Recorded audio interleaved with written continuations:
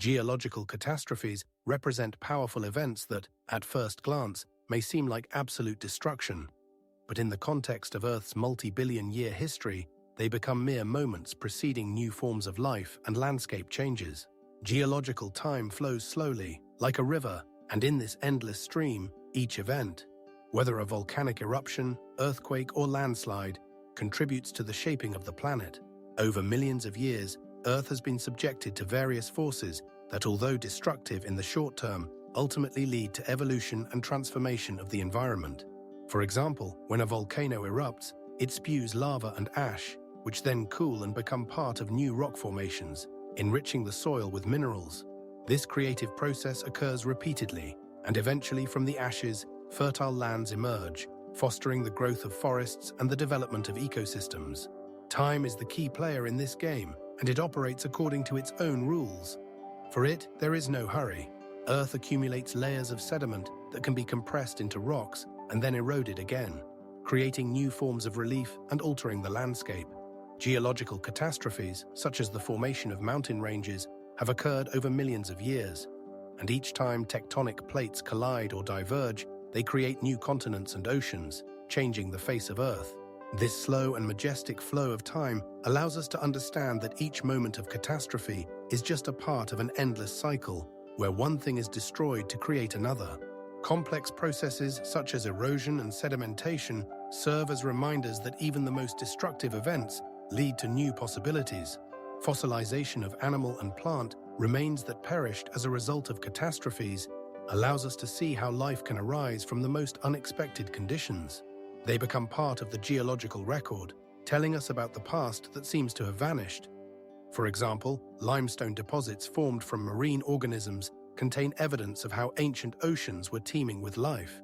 Thus, each layer of the Earth is a page in a book that never ends, where catastrophes serve not as an end, but as a beginning of a new story. In this context, when we consider geological catastrophes, it is important to remember that the planet experiences them with majestic calm, transforming destruction into creation. We live on a surface that is constantly changing, and each of our breaths occurs against the backdrop of an endless cycle of birth and destruction. In this process, Earth does not just survive, it renews, restores, and continues its existence despite all cataclysms. These catastrophes, although they occur over short periods, have consequences that last for millions of years, allowing us to understand that we are in constant interaction with planetary processes. For example, the width and height of mountain systems like the Himalayas are the result of the collision of tectonic plates that began about 30 million years ago and continues to shape the landscape even today. These processes remind us that even the strongest destructions can lead to majestic peaks and fertile plains. Earth, in this sense, is an amazing teacher, showing us that each catastrophe, each shift in its structure, is an opportunity for a new beginning. This concept of transformation can be seen in the formation of new ecosystems after forest fires, when life recovers even in the most unfavorable conditions. Earth is not just an inert mass, it is active, it reacts to changes, and creates new conditions for life. In this context, geological catastrophes remain important stages in the endless cycle of life and death on our planet, where each moment is just a part of a broader picture that continues and develops. The formation of Earth began approximately 4,600,000,000 years ago, when a gas-dust cloud, primarily composed of hydrogen and helium, but also containing heavy elements formed in the interiors of stars that had exploded as supernovae, began to form in our solar system. Under the influence of gravity, particles of this cloud started to slowly coalesce, forming increasingly larger clumps. The protoplanetary disk, into which this cloud had transformed, was a place of constant collisions, where small bodies continually collided, generating heat and energy. This process was not merely chaotic, but represented a complex interaction between gravity, kinetic energy, and thermodynamics. Gradually, as the mass increased, these clumps began to form protoplanets, including the precursor of Earth. With each impact, fragments collided, releasing enormous amounts of heat, and soon the temperature on the surface of the future Earth reached such levels that the material began to melt. This molten sphere, composed of melted metals and minerals, slowly formed, surrounded by clouds of dust and gas that had not yet known order. Earth was in a state of constant chaos, where fragments met and scattered, and lightning flashed in the sky, creating an atmosphere of primordial cosmic turmoil. In this hot and unstable space, the basic elements such as iron and nickel sank to the center of the forming planet, creating the core. Meanwhile, lighter elements like silicon and oxygen rose to the surface, forming mantles and crust. This struggle between heavy and light elements created layers that make up the structure of our planet to this day. By the time the process of accretion was complete, Earth was not just a hot sphere, but a cloud of magma surrounded by clouds of gas that eventually became the first atmospheric layers. This process took not just thousands of years, but millions. And only after several 100 million years of the planet's formation did the surface begin to stabilize. Due to constant volcanic eruptions and meteorite impacts, the atmosphere began to change, and the first bodies of water formed on the surface, marking new stages in the development of life. Throughout this time, Earth remained an active participant in the cosmic drama, where each element and molecule played its role not only in the formation of the planet, but also in the future of all humanity. To this day, Earth is the only known planet where life exists, making it unique in the vast expanse of the universe. For millions of years, the surface of Earth was hot and inhospitable to life. During the early stages of the planet's formation, about 4 billion years ago, the temperature was so high that any materials remained in a liquid state. However, as the planet cooled, a thin solid crust, the primary crust, formed. This crust was created from magma that rose to the surface, gradually cooling and solidifying. It is important to note that this process was not uniform. In some places, the crust thickened rapidly, while in others, it did so more slowly, creating fragile areas that could easily be disrupted by the internal forces of the planet. These forces, in turn, created tension and cracks in the crust, resembling the stretching of a taut string ready to snap. The initial crust was not only fragile, but also subject to constant changes.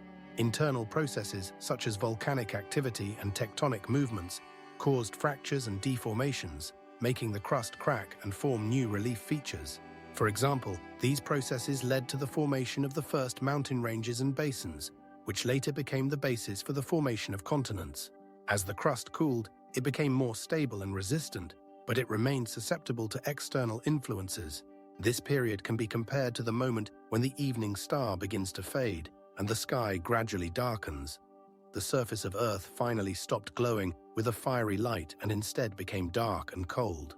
Gradually, this dark crust, composed of various minerals and elements, began to create conditions for the future existence of life. Once formed, the primary crust became the basis for future geological processes that eventually led to the formation of continents and oceans. In this context, it is important to note that the crust was not static. It continued to change, being subjected to pressure from the mantle and influenced by atmospheric phenomena. Primordial oceans, formed from the condensation of water vapor, began to fill the basins, creating new ecosystems that would later play a crucial role in the evolution of life on the planet. The primary crust of Earth, in its fragility and changeability, became the first page in the long history of our planet, where each crack and each fault line were not just signs of time, but also harbingers of future changes. The temperature on the surface finally dropped to the point where the crust could retain water, which became the basis for the formation of the first bodies of water and ultimately life. At this time, the crust reached a thickness of around 30 kilometers in some places, providing a stable base for future geological processes and the formation of the relief that we know today. Over several million years, protoplanet Earth and Theia, a planet roughly the size of Mars, were in a slow cosmic dance, their orbits gradually drawing closer. This was a time when gravitational forces created an invisible but powerful bond between these two bodies, causing oscillations and changes in their atmospheres. Around 4.5 billion years ago, at a distance of about 30,000 kilometers from each other, a collision became inevitable. At the moment of impact, the energy released was equivalent to the explosion of millions of nuclear bombs, resulting in catastrophic consequences for both bodies. Protoplanet Earth and Theia collided with such force that their surfaces melted and material was ejected into space, forming a cloud of debris around the new planet. This process of ejecting material was so massive that a significant amount of material, up to 1/3 of Theia's mass, was ejected into orbit, forming a ring of hot gas and dust. This ring became the foundation for the formation of the Moon, which later moved away from Earth to a distance of approximately 384,000 kilometers. Over the following millions of years, particles orbiting protoplanet Earth began to coalesce, forming larger bodies. These processes of gravitational attraction and accretion occurred under high temperature and pressure conditions, creating the conditions for the formation of solid bodies. Ultimately, after millions of years of such evolution, the Moon took its final shape due to numerous impacts and close approaches with other small bodies, resulting in the formation of craters and other geological features. Thus, the Moon we see today is not only a satellite of Earth, but also a testament to one of the most colossal collisions in the history of our solar system, when two cosmic bodies danced on the brink of destruction and creation. This process of moon formation, which took around 100 million years, concluded around 4 billion years ago. After the Moon was ejected as a result of a catastrophic collision between young Earth and a Mars-sized planet known as Theia, the process of its formation began. This process took approximately several million years, during which particles of molten material expelled into space began to slowly accumulate in orbit around Earth. The first stage of lunar formation occurred under high-temperature conditions. Fresh fragments, consisting of rocks and metals, orbited Earth, forming a disc-shaped cloud of particles that gradually coalesced. This cloud had a diameter of approximately 100,000 kilometers, and its density increased over time. Around 100 million small particles, which made up the initial mass, began to combine, forming larger bodies.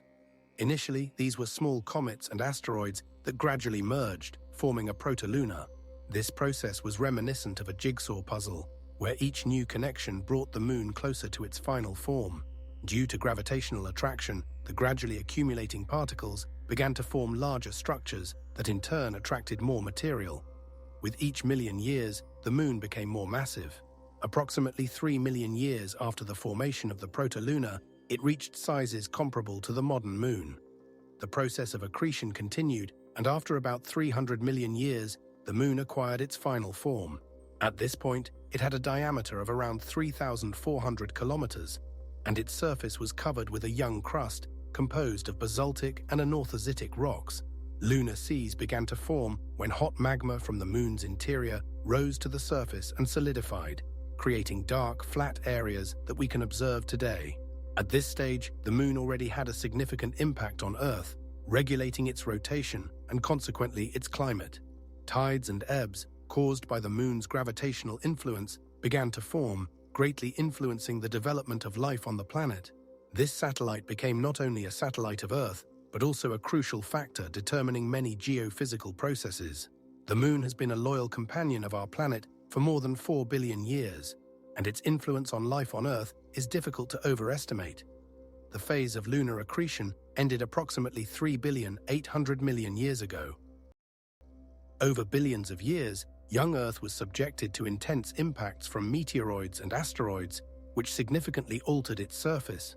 This period is known as the Late Heavy Bombardment, when each impact left behind not only craters, but also entire new landscapes. Meteoroids, ranging in size from several meters to several hundred kilometers in diameter, pierced the Earth's crust, causing massive explosions and releasing enormous amounts of heat. Temperatures at the impact site could reach tens of thousands of degrees, leading to the melting of rocks and the formation of magma bodies. Impacts created craters that eventually filled with water, forming primary oceans and bodies of water, which in turn contributed to the emergence of the first conditions for life. These constant transformations of the Earth's surface forced it to change, exposing new minerals and rocks, many of which became the basis for future ecosystems. Meteorite impacts also released gases that, when mixed with the atmosphere, altered its composition. As a result, conditions were created for the formation of the first organic molecules. At this stage, continents began to form, which later underwent erosion and changes in shape, creating mountain ranges and plains. With each impact, Earth was not only destroyed, but also recreated, its face becoming an unpredictable and dynamic picture. This was an era of constant transformation, when the planet's surface changed so rapidly that one could say Earth was reborn after each impact. Due to this continuous flow of energy and material changes, new chemical compounds arose on the planet, which then became the basis for the emergence of life. Meteoroids, composed of various minerals and metals, brought important elements to Earth, such as carbon, oxygen, and hydrogen, necessary for the formation of complex organic compounds. It was in this chaos, in the process of destruction and creation, that life first emerged and later began to develop in the most diverse forms.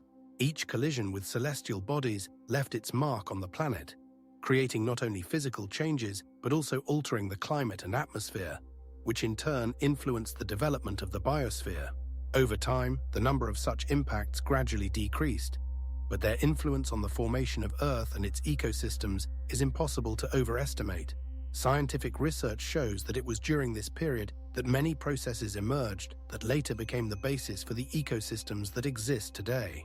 Life on Earth, as we know it, arose from an endless cycle of destruction and creation, in which each impact played a unique role. The atmosphere of the earliest Earth, which existed approximately 4 billion years ago, was a dense mixture of heavy gases. The main components were methane, ammonia, carbon dioxide, and water vapor, with no oxygen present. This created a depressing sensation, as if the entire planet was shrouded in a fog lacking clarity and transparency. The sky, tinted in reddish and orange hues, resembled a scene from another world, where familiar clouds did not exist. Instead, electrical discharges raged in the atmosphere, creating bright lightning flashes that tore through the darkness and reminded one of the chaos that reigned on Earth at the time. This environment was not only alien, but also threatening. Temperature fluctuations reached extreme values, creating conditions incompatible with life. Around this time, the first continents formed from volcanic rocks and oceans filled with hot, mineral-rich water. Scientists like Dr. David Clark from the Planetary Research Institute assert that this primordial atmosphere had a significant impact on the subsequent development of Earth. Scientific models indicate that in such conditions, simple organic molecules could form, serving as the foundation for the emergence of life. However, despite the potential, the atmosphere remained extremely hostile. The radiation level was high due to the absence of the ozone layer, which later protected Earth from solar ultraviolet rays. In such conditions, oxygen, which we consider essential for life, was scarce. This created unfavorable conditions for processes that could lead to the development of complex life forms. Scientists continue to study samples of ancient volcanic ash to better understand how the atmosphere changed over time and how these changes influenced climate and ecosystems. In particular, researchers from the Massachusetts Institute of Technology recently presented data showing that the level of carbon dioxide in the atmosphere reached values exceeding 2,000 parts per million, contributing to the greenhouse effect and the formation of water bodies.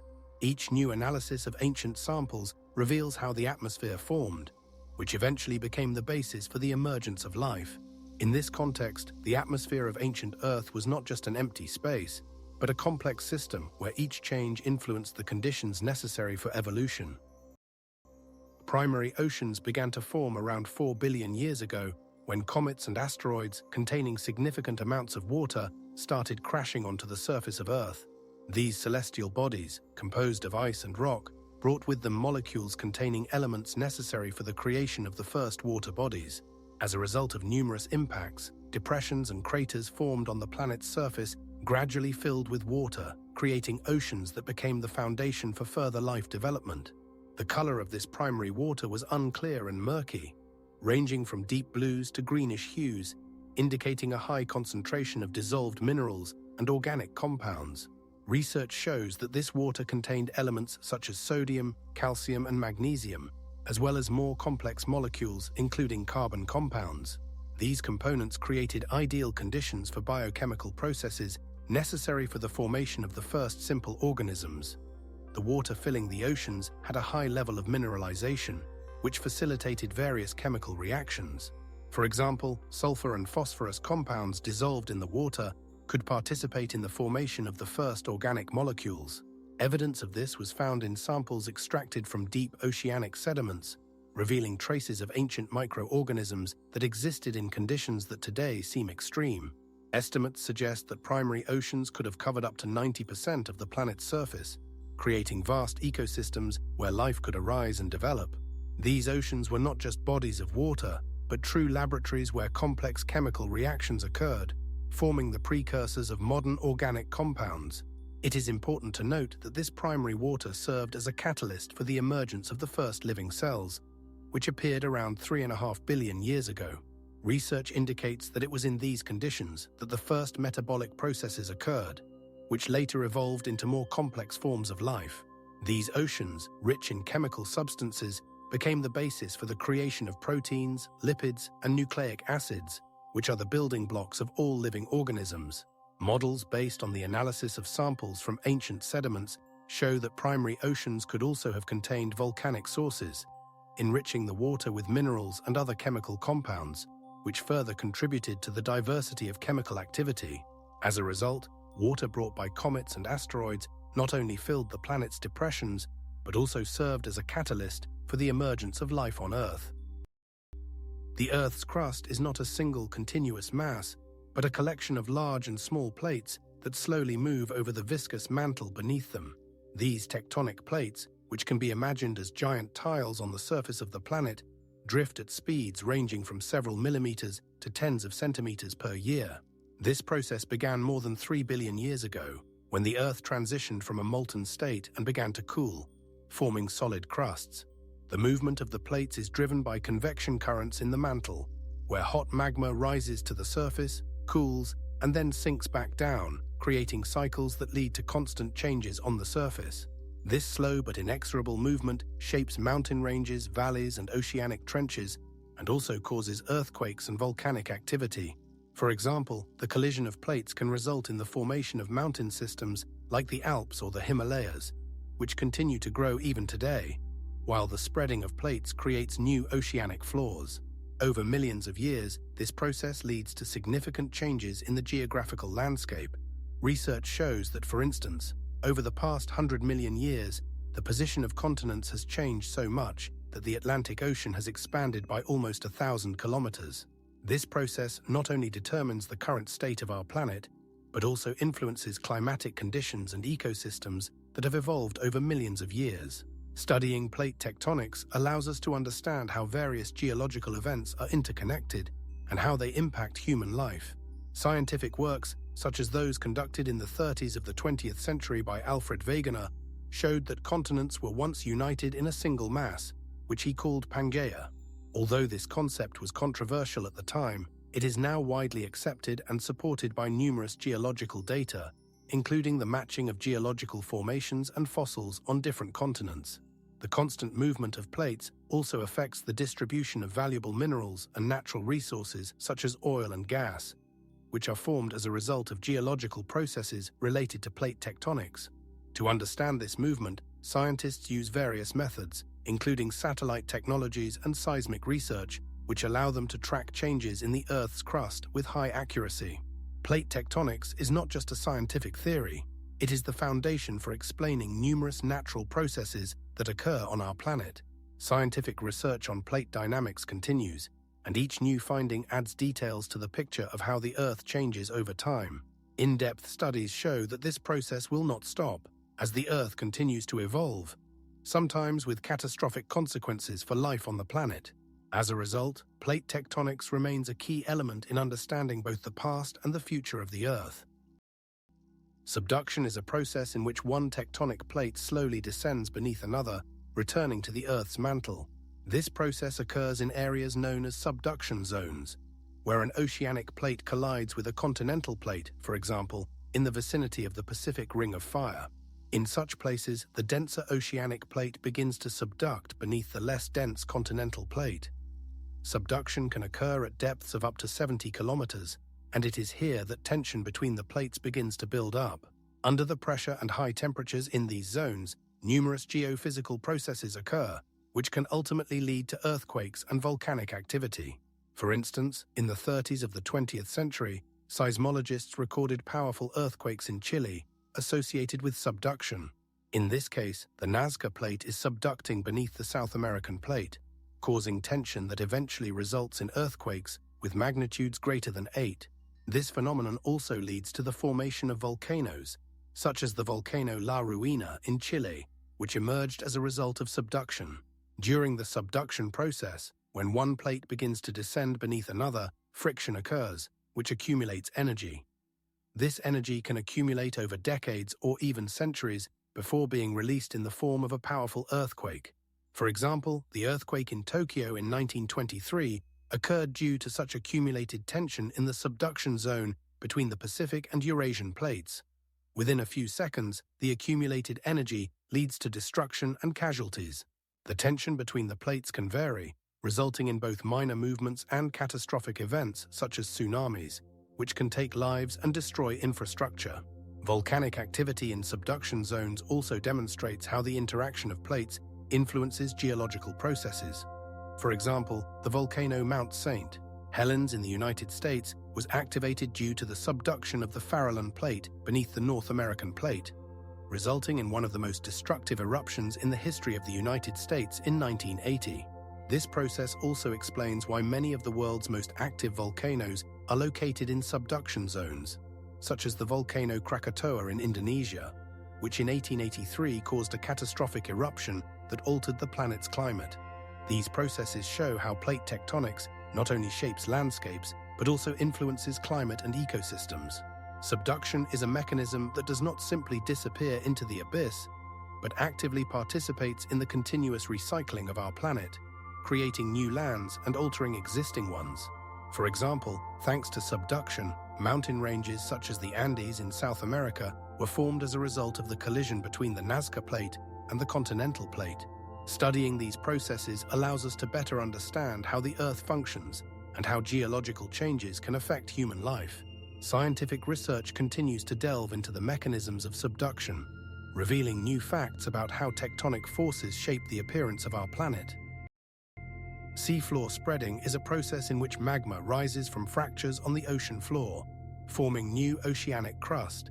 This process occurs along mid-ocean ridges, such as the Mid-Atlantic Ridge, which stretches over 3,000 kilometers from the Arctic to the Antarctic. Here, at a depth of about 2.5 kilometers, tectonic plates diverge and magma rises from the Earth's mantle. The temperature of the magma can reach thousands of degrees Celsius. When the magma reaches the surface, it quickly cools, forming basaltic rocks that make up the majority of the ocean floor. This cooling occurs in complete darkness and high pressure, creating unique conditions for the formation of new crust. Our planet seems to breathe in these areas, releasing heat and minerals necessary for the formation of new lands. Scientists like Dr. John Hunter study the chemical composition of water and minerals released from these fractures and have found that they contain many rare elements essential for modern technology. One of the most famous zones of seafloor spreading is in the area of Iceland, where the ocean surface rises above sea level, forming unique landscapes and volcanic formations such as Hekla and Keflavik. Volcanism in these zones is often accompanied by powerful eruptions that create new land areas, such as Surtsey, which emerged as a result of an eruption in 1963. It is important to note that the seafloor spreading process not only creates new crust, but also affects the tectonic plates, moving continents by millimeters each year. This movement can cause earthquakes and other geological phenomena, making the study of these processes critically important for understanding the dynamics of the Earth. Scientists use radiometric dating methods to accurately determine the age of oceanic crust, which can be up to 200 million years old. On the ocean floor, hydrothermal vents have also been discovered, which support unique ecosystems not dependent on sunlight. These vents sustain life for organisms such as tube worms, which can reach lengths of up to 3 meters, and various types of bacteria that use sulfur as a source of energy. These underwater volcanoes create complex ecosystems where organisms adapted to extreme conditions live. As a result of processes like seafloor spreading, the Earth continues to change, and we can observe the emergence of new forms of life in the most unexpected places, demonstrating the incredible diversity and resilience of nature. Supercontinents are vast landmasses that form and disintegrate over billions of years, creating cycles of unification and division of the entire landmass on Earth. This process, based on plate tectonics, leads to the possibility of continents merging into a single mass and then breaking apart again. For example, over the last few billion years, Earth has experienced several such cycles, where supercontinents have come together and then fragmented into smaller parts. These processes occur over geological time, with one cycle taking tens of millions of years. When continents unite, it leads to changes in climate. Large landmasses create a continental effect that influences temperature and precipitation, forming drier or wetter regions. At the same time, ocean currents change because they depend on the location of the continents. For instance, the unification of land masses can block or alter the direction of currents, which in turn affects marine ecosystems and climatic conditions. The process of land unification creates new ecosystems where various species can coexist, but it also triggers periods of isolation when continents break apart into separate parts. This leads to evolutionary changes as species adapt to new conditions and can develop independently. In such conditions, unique species may arise, which may disappear if the continents reunite and competition between them intensifies. For example, on islands that remain isolated, endemic species can form. These evolve separately from their closest relatives on other continents. These processes also influence the distribution of resources such as water and food, which can contribute to the survival of some species and the extinction of others. Thus, changes in geographical location can be a cause of mass extinctions when climatic conditions become unfavorable for existing ecosystems. As a result of cycles of unification and disintegration of continents, Earth experiences periods of abundance when life thrives, as well as times of crisis when species disappear. These changes shape the planet as we know it today and continue to influence the future of life on Earth. At present, at least 3 major supercontinents are known to have existed on Earth, including the last one, Pangaea, which existed around 300 million years ago. Pangaea was the last known supercontinent, which formed about 300 million years ago and broke apart approximately 180 million years ago. Its shape resembled a giant pea and occupied about 80% of Earth's surface, connecting almost all existing continents into a single whole. The center of Pangaea was surrounded by the Tethys Ocean, which became the main water body of that time. This unification of continents led to the creation of a unique ecosystem, but also to certain climatic conditions. In the center of Pangaea, there was a vast landmass with a predominantly arid climate. Along the edges of the continent, there were monsoon coasts where rainfall was significantly higher, creating favorable conditions for vegetation. However, on the larger part of the land, far from the coasts, the climate remained very dry, contributing to the formation of extensive deserts. For example, in the present-day interior of Greenland and the Sahara, there were extensive sand dunes. Due to the absence of a moderate climate, typical of modern continents, the vegetation of Pangaea was diverse but not overly dense. Under conditions of high temperatures and lack of moisture, the flora consisted mainly of coniferous trees and modest shrubs. Trees reached significant sizes, but their density was limited. This also affected the fauna. Large dinosaurs like the Argentinosaurus evolved under these climatic conditions, but their existence was linked to constant migration in search of food and water. The internal regions of Pangaea were isolated from marine influences, creating complex living conditions. In such conditions, for example, unique ecosystems, such as those that existed in the present-day Western Urals, formed. Pangaea, as a single continent, altered the climate patterns on the planet, which in turn influenced the development of life, creating conditions for the appearance of many species that later became dominant on Earth. The Tethys Ocean also played a significant role in the climate of Pangaea, providing more humid conditions on the coasts, which contributed to the formation of wet tropical forests in these areas. Nevertheless, this ecosystem was very vulnerable to climate changes, as any change in temperature or sea level could lead to mass extinctions. For example, a change in temperature by a few degrees could cause significant changes in the ecosystem. As a result, Pangaea witnessed not only evolutionary changes, but also major extinctions, which ultimately led to its disintegration and the formation of the modern continents that we know today. At the time of Pangaea's disintegration, around 180 million years ago, the climate on Earth began to change, and new continents began to form as a result of tectonic processes that continue to this day. During the breakup of Pangaea, which began approximately 170 million years ago, the continent slowly tore apart, creating new oceans and seas. This process took place over tens of millions of years and was driven by tectonic forces acting on Earth. Initially, Pangaea split into 2 large continents, Gondwana in the south and Laurasia in the north. The division occurred through the formation of a long, narrow ocean known as Tethys, which separated these two landmasses.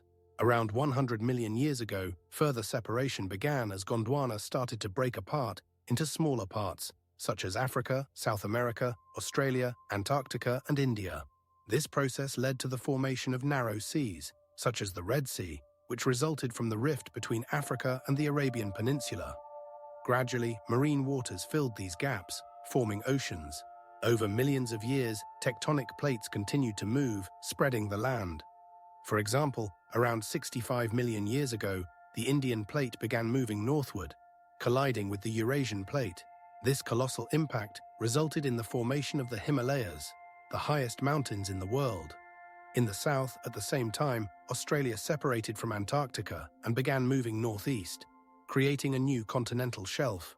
The ocean between these continents gradually widened, forming the Indian Ocean. Some of these processes, such as the formation of new oceans and seas, occurred so slowly that people would not have noticed them in their lifetime. However, geologists can trace these changes by studying layers of sedimentary rocks and marine deposits that formed as a result of these tectonic movements. For instance, layers of limestone formed in ancient times are now located several thousand meters above sea level, indicating how continents have risen and fallen in response to tectonic forces. Separating continents not only affected geography, but also climate. The formation of new oceans and seas altered the circulation of ocean currents, influencing the climatic conditions of neighboring regions. For example, the formation of the Atlantic Ocean led to changes in climate in Europe and North America, creating colder and wetter conditions in some regions. These geological processes continue to this day. Tectonic plates continue to move, and according to current data, the average speed of continental movement is around 3 centimeters per year. This means that over 1 million years, continents can shift thousands of kilometers. Thus, the breakup of Pangaea marked the beginning of the formation of modern continents and oceans, which continue to evolve under the influence of powerful geological forces. Today, we can observe that the process of forming new oceans and continents is ongoing, leaving traces on the surface of the Earth. As a result, the modern world is a dynamic and constantly changing system where each continent and ocean has its unique history, connected to events that occurred millions of years ago. The formation of the Atlantic Ocean began around 100 million years ago, when continents started moving due to tectonic processes. At that time, a narrow strait between Africa and America gradually widened, which became possible due to rifts in the Earth's crust and the formation of oceanic crust. Specifically, between 12 and 8 million years ago, there was a significant expansion of the ocean when tectonic plates such as the North American and Eurasian plates began to separate from the South American and African plates. This led to the formation of mid-ocean ridges, where new oceanic crust formed as a result of volcanic activity. Ocean currents, such as the Gulf Stream, began to form as a result of these changes. The Gulf Stream, which gains its strength in the Mexican Gulf, moves northeast, and its warm waters have a significant impact on the climate of the western coast of Europe, making winters milder and creating more favorable conditions for life. Simultaneously with the expansion of the ocean, other ocean currents also changed, such as the Labrador Current, which moving south brought cold waters and contributed to the formation of ice cover in the North Atlantic. These changes in currents directly affected the climate of the adjacent continents, creating conditions for more humid or arid climatic zones. For example, on the eastern coast of North America, the climate became more diverse, promoting the development of various ecosystems. New maritime routes that emerged as a result of the ocean's expansion also contributed to the evolution of marine life. The increase in the area of the ocean created new ecological niches, which stimulated the migration and adaptation of marine organisms. Specifically, around 50 million years ago, when the ocean reached its modern size, there was a flourishing of various fish, marine mammals, and other marine organisms. For example, the great white shark, such as the megalodon, began to develop in these waters, adapting to new conditions. The opening of new migration paths also contributed to the spread of corals and other species that were previously not found in these regions, ultimately leading to the formation of rich ecosystems such as coral reefs.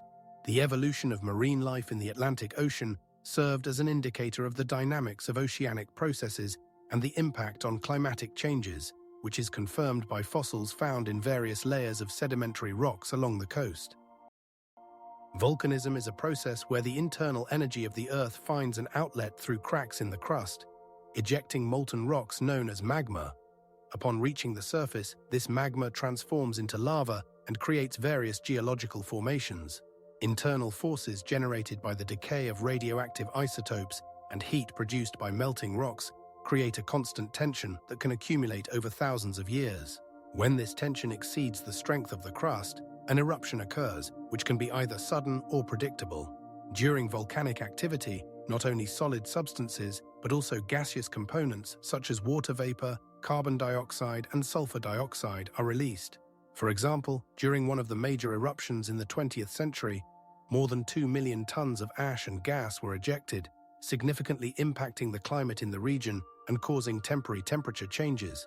Depending on the chemical composition of the magma and the conditions of pressure, volcanic eruptions can manifest in various forms, from calm lava flows to powerful explosions that release enormous clouds of ash into the atmosphere.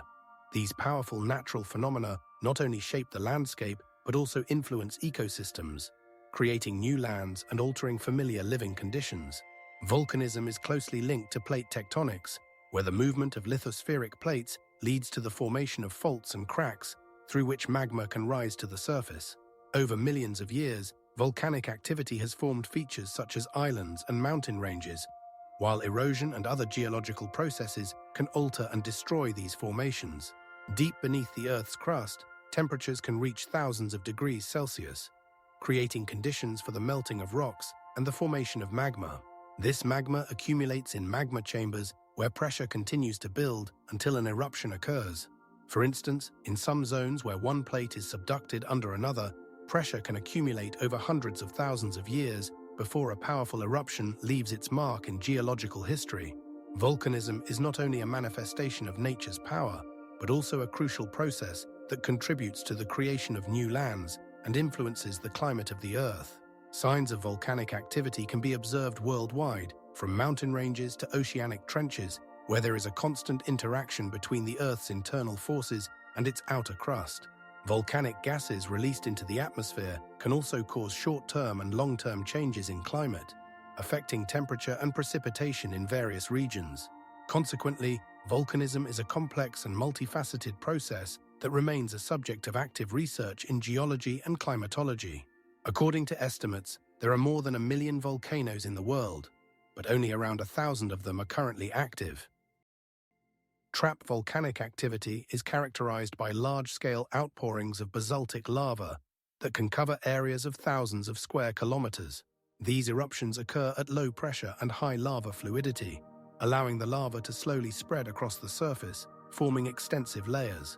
For example, in India, on the Deccan Plateau, traces of trap volcanic activity are found, where lava flows have created thicknesses of up to 2 kilometers. These outpourings occurred around 60 million years ago, when intense volcanic activity led to the mass extinction of dinosaurs. Lava flowing from cracks in the Earth gradually builds up thickness, creating stepped plateaus that can reach heights of several hundred meters. The structure of such plateaus is formed by alternating layers of lava and sedimentary rocks, which over millions of years are subjected to erosion, creating a unique landscape. For instance, on the eastern coast of Greenland, there are traps where lava flows have solidified, forming steep cliffs and characteristic landscape features that can be traced over tens of kilometers. Trap formations typically consist of basalt, which has a high iron and magnesium content, making it denser and heavier compared to other volcanic rocks. Lava during trap volcanic activity usually has a temperature of around 1,000 degrees Celsius, which contributes to its high fluidity. As a result, expansive plateaus and vast lava fields can alter ecosystems and climate within a radius of hundreds of kilometers. Examples of such changes can be seen in Iceland, where trap volcanic activity forms active geothermal zones, contributing to the formation of geysers and hot springs. These geological structures are not only a consequence of volcanic activity, but also an integral part of the natural landscape, influencing the lives of local residents and the flora and fauna of the region. It is important to note that processes of trap volcanic activity are not confined to a single region. They are also found in other parts of the world, such as the Rocky Mountains in North America and the Columbia Plateau, where extensive lava fields are located. On these territories, one can find traces of ancient eruptions that occurred millions of years ago but still retain their form. Trap formations not only influence the geology of the region, but also serve as important objects for studying the history of the Earth, allowing scientists to understand how volcanic activity interacts with climate changes. In this context, trap volcanic activity is a key topic of research in the fields of geology and climatology, as it demonstrates how powerful natural forces can shape landscapes over millions of years. Siberian traps, formed around 250 million years ago at the end of the Permian period and the beginning of the Triassic, are among the largest volcanic formations on Earth. These massive layers of basalt lava, stretching over more than 1 million square kilometers, were created by a series of volcanic eruptions that lasted for about 1 million years. The volcanic activity was so intense that it released enormous volumes of ash, gases, and aerosols into the atmosphere. As a result, the sky was often obscured by a thick cloud of volcanic ash, and the sun's rays barely penetrated the atmosphere laden with gases. These conditions created a volcanic winter effect, where the surface temperature of the Earth dropped significantly, leading to dramatic changes in the climate. Studies indicate that such climate changes could have caused mass extinctions, including the well-known dinosaur extinction. Paleoclimatologists estimate that the temperature in the region could have dropped by several degrees Celsius, having a catastrophic impact on flora and fauna. The Siberian traps are not only a geological marvel, but also a key to understanding global climate changes. They serve as a vivid example of how volcanic activity can have a long-term impact on the climate of the entire planet. The release of carbon dioxide and other greenhouse gases into the atmosphere could have caused temporary climate changes with long-term consequences, such as changes in ecosystems, as evidenced by fossil remains and geological layers found in this region. Therefore, the Siberian traps not only shaped the landscape, but also contributed to the evolution of life on Earth, influencing its climatic history. Each crack in these massive formations, each lava river, and each eruption tells a story of an era when the Earth experienced catastrophic changes, making the study of Siberian traps important for understanding the past of our planet. Siberian traps played a pivotal role in one of the most massive extinctions in Earth's history, known as the Permian extinction, which occurred around 250 million years ago. The volcanic activity of these traps led to the release of enormous quantities of carbon dioxide and sulfur dioxide into the atmosphere. Scientists estimate that during the period of eruptions, which lasted around 1 million years, up to 2 million cubic kilometers of carbon dioxide could have been released into the atmosphere. This resulted in a significant change in the chemical composition of the atmosphere, leading to global warming. The temperature on Earth's surface rose by several degrees, having a devastating impact on the ecosystems of the time. The increase in carbon dioxide led to ocean acidification, which negatively affected marine life. Research shows that the pH of the oceans decreased by more than 1.5 points, causing mass die-offs of marine organisms such as corals and mollusks, which could not adapt to the changed conditions. This extinction affected around 93% of all species on the planet, making it the greatest in history. Scientists like Professor Stephen D. Curry from the University of Georgia assert that it was the volcanic gases that altered the composition of the oceans and atmosphere, creating conditions in which life could only exist in limited niches. Many species were unable to adapt to the changed climate and living conditions, leading to their extinction. Volcanic activity also caused acid rain, which eroded soil and deprived plants of necessary nutrients, exacerbating the situation. Data on carbon content in fossil and geological layers confirm that the level of carbon in the oceans reached record highs, contributing to a rapid decline in biomass. The effects of this catastrophic event were felt for millions of years, as ecosystems recovered slowly and new species were unable to fill the gaps left by the extinct ones. Moreover, the change in climate led to changes in meteorological conditions, creating drier and harsher conditions for existing forms of life. The volcanic events in Siberia, therefore, not only altered the landscape, but also served as a catalyst for the greatest extinction in Earth's history. Mass extinctions are phenomena where numerous species of living organisms disappear simultaneously from the planet. Over the past 400 million years, at least 5 such events have been recorded, each of which significantly altered the ecosystems and biosphere of Earth. These catastrophes affected not only individual representatives of flora and fauna, but entire ecosystems, creating voids that took a long time to be filled by new species. For example, as a result of one such extinction event that occurred around 160 million years ago, more than 75% of all species on Earth disappeared. The causes of mass extinctions are varied and include factors such as climate change, volcanic activity, asteroid impacts, changes in sea level, and changes in the oxygen content of the atmosphere.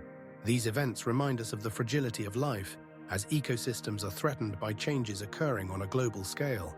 It is impossible to overlook the fact that the speed and scale of environmental changes play a crucial role in how quickly animals and plants can adapt or survive. For instance, when the level of carbon dioxide in the atmosphere suddenly increased, as it did during volcanic eruptions, many species did not have time to adapt to the new conditions, leading to their extinction.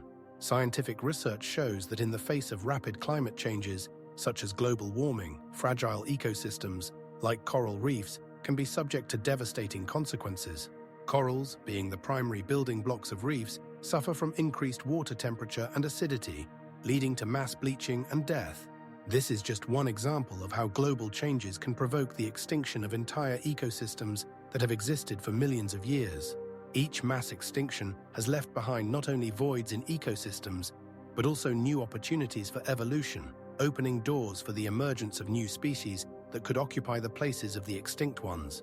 However, this process of restoration takes millions of years, and as a result, we see how life on the planet has undergone significant changes over geological time, sometimes even within a single period. Ultimately, the history of Earth is full of examples of how life can be destroyed and then renewed, highlighting its remarkable but fragile nature. These events remind us that even though life can find ways to adapt, it always remains under the threat of external factors that can lead to dramatic changes in its structure. Throughout the history of Earth, it has been observed that the extinction of species opens new horizons for evolution, and each time one civilization disappears, another has the chance to develop and take its place. An example of this is the evolution of mammals after the extinction of dinosaurs, when there was a significant increase in the diversity and adaptation of new species to various ecological niches. These cycles of extinction and restoration remind us that life on Earth is not a static phenomenon, but a dynamic process that constantly changes under the influence of various factors. It is important to understand that current ecological changes, such as anthropogenic impact on climate and the environment, can lead to new mass extinctions that will have catastrophic consequences for existing ecosystems. In this context, scientists continue to study how human activity affects the biosphere and what measures can be taken to mitigate the consequences of these changes. The Permian extinction, which occurred around 250 million years ago, is considered the most catastrophic of all known mass extinctions, during which up to 96% of marine and 70% of terrestrial species disappeared. This catastrophic process lasted for about 1 million years and affected global ecosystems, leading to the devastation of oceans and land. Life in the oceans, once teeming with diversity, began to slowly decline. The main signs of this extinction can be observed in the disappearance of entire groups of organisms, such as trilobites and sea sponges, which constituted a significant part of the marine fauna at that time. Towards the end of the Permian period, marine ecosystems were subjected to catastrophic impacts, and the shelf zones where many species lived became desolate. Studies of geological deposits show that at this time, the oxygen level in water significantly decreased, which negatively affected marine life. On land, ecosystems also underwent massive changes. Forests filled with tree-like ferns and gymnosperms began to disappear, and many species, such as entire groups of reptiles, went extinct. This process was accelerated by climate changes associated with volcanic activity, which led to the release of carbon dioxide and global warming. One of the most famous volcanic events of that time was the eruption of the Siberian Traps, which, according to scientists, caused massive ecological catastrophes. These volcanic eruptions resulted in the formation of toxic gases that affected the atmosphere and oceans, further worsening the conditions for most existing species. Simultaneously with volcanic activity, changes in ocean currents and temperature regimes occurred, affecting the distribution of nutrients in the seas. For example, as a result of global warming, massive blooms of algae occurred, which, despite the initial surge in biomass, ultimately led to the degradation of ecosystems. This created conditions for the formation of dead zones, where the oxygen level was so low that it could not support life. The disappearance of key groups such as brachiopods and some mollusks served as a signal that ecosystems were on the brink of collapse. By the end of the Permian period, Earth was like a desert, where once diverse flora and fauna thrived. Scientific research shows that during this extinction, about 90% of all marine species disappeared, representing the largest loss of biodiversity in the history of the planet. The remaining traces of this period, such as fossil finds in Siberia and other continents, indicate that life recovered slowly and ecosystems took millions of years to regain their diversity. As a result of the Permian extinction, many ecosystems were completely reorganized, and new species emerged, significantly altering the appearance of Earth.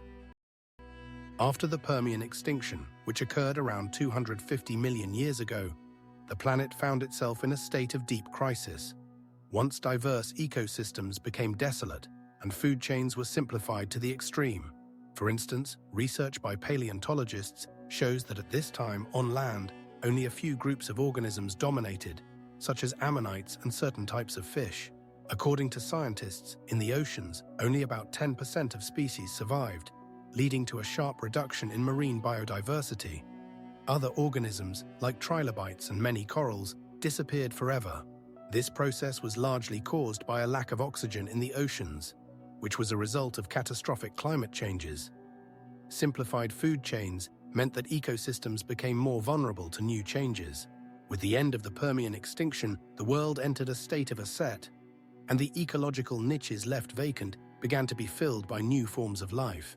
Scientific data shows that during this period, there was a rapid development of new groups of organisms, including the ancestors of dinosaurs and the first mammals. An example of such an evolutionary leap is the appearance of archosaurs, which became dominant in ecosystems, occupying the niches left by extinct species. Archosaurs, as we know, began to develop in the Triassic period, and their diversity and adaptive strategies became the foundation for future animal groups. Parallel to this, in marine ecosystems, organisms like mollusks and starfish replaced the extinct species, occupying the vacated niches and becoming important elements of new food chains. These changes laid the foundation for subsequent evolution and the development of adaptations that ultimately led to the emergence of modern ecosystems. As new species adapted to their environments and occupied new niches, they formed complex ecosystems that over millions of years gave rise to dinosaurs and mammals with high levels of diversity and complexity. In the Triassic period that followed the Permian extinction, significant changes occurred in the structure of ecosystems, and the first fossilized remains of dinosaurs appeared, indicating the beginning of a new era in the history of life on Earth.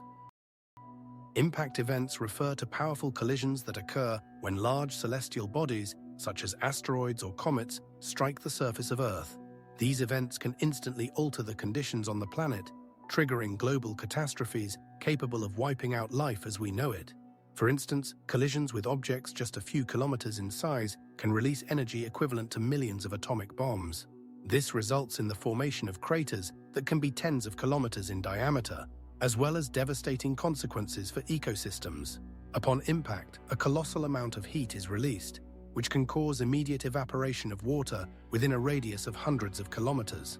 This leads to the outbreak of massive fires that cover vast territories, destroying flora and fauna in their path. Dust and debris ejected into the atmosphere can block sunlight for months or even years, causing a sharp drop in global temperatures. This phenomenon, known as nuclear winter, can lead to the collapse of agriculture and mass starvation. Scientists like Professor Jeffrey C. Grill and Dr. Stuart A. Friedman note that even small asteroids can have a destructive impact on climate and ecosystems, as their collision with Earth triggers chain reactions that affect all levels of life. The creation of oceanic tsunamis, with heights reaching hundreds of meters, is also an inevitable consequence of such impacts. These waves can sweep away entire coastal cities, leaving behind only ruins. Impact events on Earth underscore the fragility of planetary balance which can be easily disrupted by cosmic forces. They serve as a stark reminder that our planet is constantly interacting with the surrounding cosmos, and its fate may depend on a random collision with a giant object. Throughout Earth's history, numerous such events have occurred, some of which have led to the extinction of entire species, including dinosaurs, vividly demonstrating how sudden catastrophes can alter the course of evolution. Scientists estimate that the probability of Earth colliding with a large celestial body is 1 in several million per year, but such events occur much more frequently than we might think. For example, in the 20th century, several notable cases were observed where meteors entered the atmosphere and exploded at high altitudes, creating powerful sound waves and destroying everything in their path. Collisions with celestial bodies make us aware of our vulnerability to the boundless and unpredictable cosmos, where even the smallest changes can have catastrophic consequences for life on Earth. Scientists are actively studying the consequences of historical impacts to understand how they affected the climate and biosphere, and what mechanisms led to mass extinctions. Scientific research shows that over billions of years, Earth has experienced numerous such collisions, allowing us to better understand how these events have shaped not only life, but the planet itself, emphasizing the importance of studying the cosmic environment around us. An object entering Earth's atmosphere collides with it at high speeds, sometimes reaching up to 100 kilometers per hour, creating extreme conditions for the formation of impact craters. During this process, the object, whether it's a meteorite or an asteroid, experiences intense friction, which leads to its heating and, in most cases, destruction. However, if the size of the cosmic body is sufficiently large, for example more than 100 meters in diameter, it can reach the Earth's surface. Upon impact with the planet, energy equivalent to several megatons of TNT is released, creating a shockwave that can disrupt the balance not only at the impact site but also beyond it. This wave spreads through the atmosphere and across the Earth's surface, causing powerful seismic vibrations that can be felt hundreds of kilometers away from the impact site. As a result of this impact, a crater is formed, characterized by central uplift. This occurs because material from the Earth is ejected upwards and then, under the influence of gravity, falls back, creating characteristic reliefs. For example, the Chicxulub crater in Mexico, formed around 65 million years ago, reached a diameter of over 100 kilometers and is believed to have caused the mass extinction of dinosaurs. The ejection of molten material, known as blocked meteoritic material, can reach several kilometers in height, creating clouds of dust and gas that temporarily block sunlight, causing abrupt climate changes. Seismic waves generated by the impact can cause earthquakes and tsunamis, as seen in the case of a meteorite falling into the ocean. Impact craters typically have radii ranging from several tens of meters to several kilometers, and can vary in shape depending on the angle of fall and the speed of the object. Crater formations resulting from impacts continue to be objects of study, allowing scientists to investigate not only geological processes, but also the effects of such events on the biosphere. For instance, the crater near the Tunguska event in Siberia, formed in 1908, remains a mystery for researchers, as its exact origin is still debated. The Chicxulub crater is located on the Yucatan Peninsula in Mexico and is considered one of the most famous geological formations on the planet. Its diameter is approximately 130 kilometers, and its age is estimated at 65 million years, corresponding to the boundary between the Cretaceous and Paleogene periods. It was during this time that the mass extinction, known as the Cretaceous-Paleogene extinction event, occurred, when around 70% of all species on Earth disappeared. The crater formed as a result of the impact of a large asteroid, with a diameter exceeding 10 kilometers, and its collision with Earth released colossal energy, equivalent to billions of atomic bombs. This catastrophic event not only altered the planet's climate, but also led to changes in ecosystems, paving the way for the evolution of mammals and ultimately the emergence of humans. The crater's appearance is the result of multi-generational geological processes with signs of destructive forces such as landslides and tectonic movements visible on the surface. In the center of the crater stands a mountain formed by the ejection of materials that were thrown into the atmosphere during the impact. These ejecta, according to some estimates, raised a cloud of dust and debris to a height of more than 30 kilometers, causing darkness and rapid cooling of the Earth's climate for several years. Studies have shown that this crater is not only a geological, but also an ecological monument, continuing to attract the attention of scientists from around the world. For example, in 2000, a group of researchers, including Dr. Bill Nye from Kent University, conducted an expedition to study the crater, which allowed them to identify layers of sediment formed after the catastrophe and determine how the ecosystem changed after the impact. The Chicxulub crater has become a symbol of cosmic intervention in Earth's history, demonstrating how extraterrestrial factors can influence life on the planet. As evidenced by the rock found in the crater, the surface temperature could reach thousands of degrees Celsius at the moment of impact. Studies have shown that the shockwave caused massive fires that covered extensive areas, further complicating the recovery of ecosystems over the following millions of years.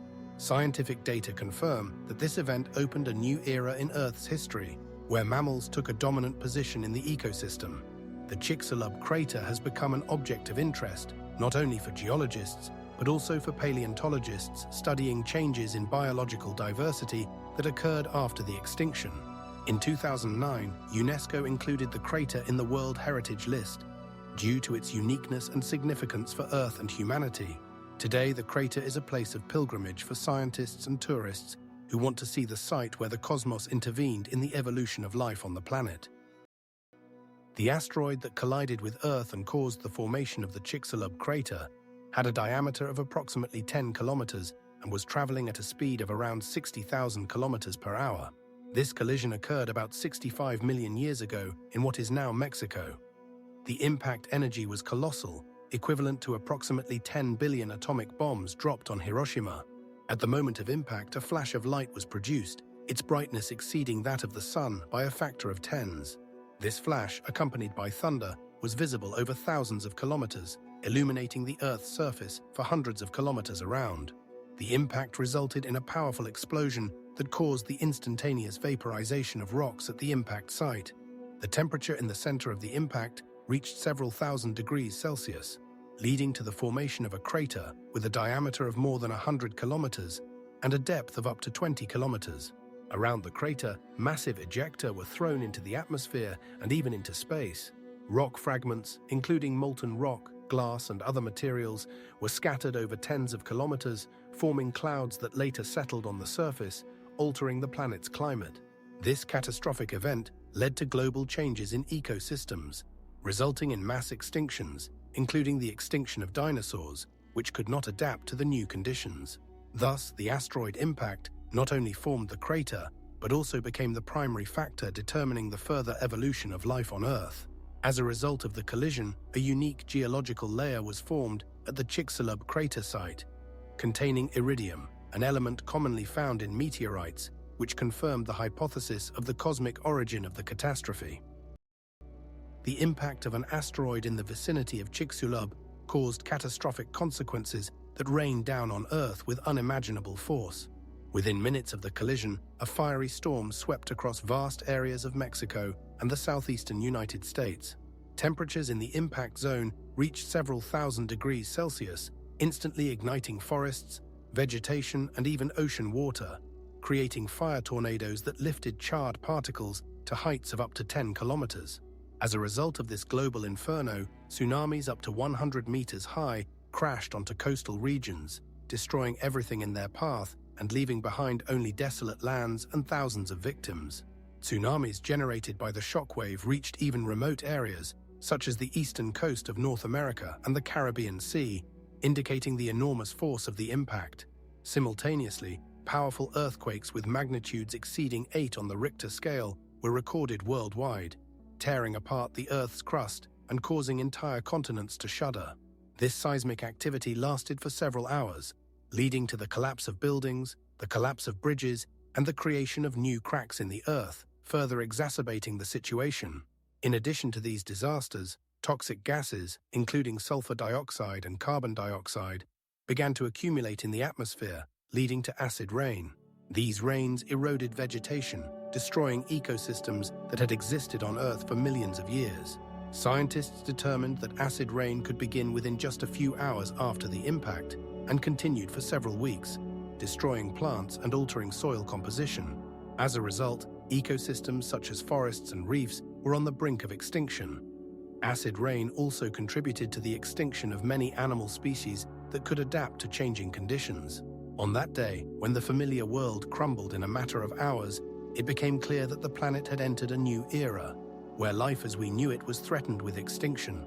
Scientists believed that the events occurring within the first 24 hours after the impact were one of the most destructive periods in Earth's history, leaving no safe places on the planet.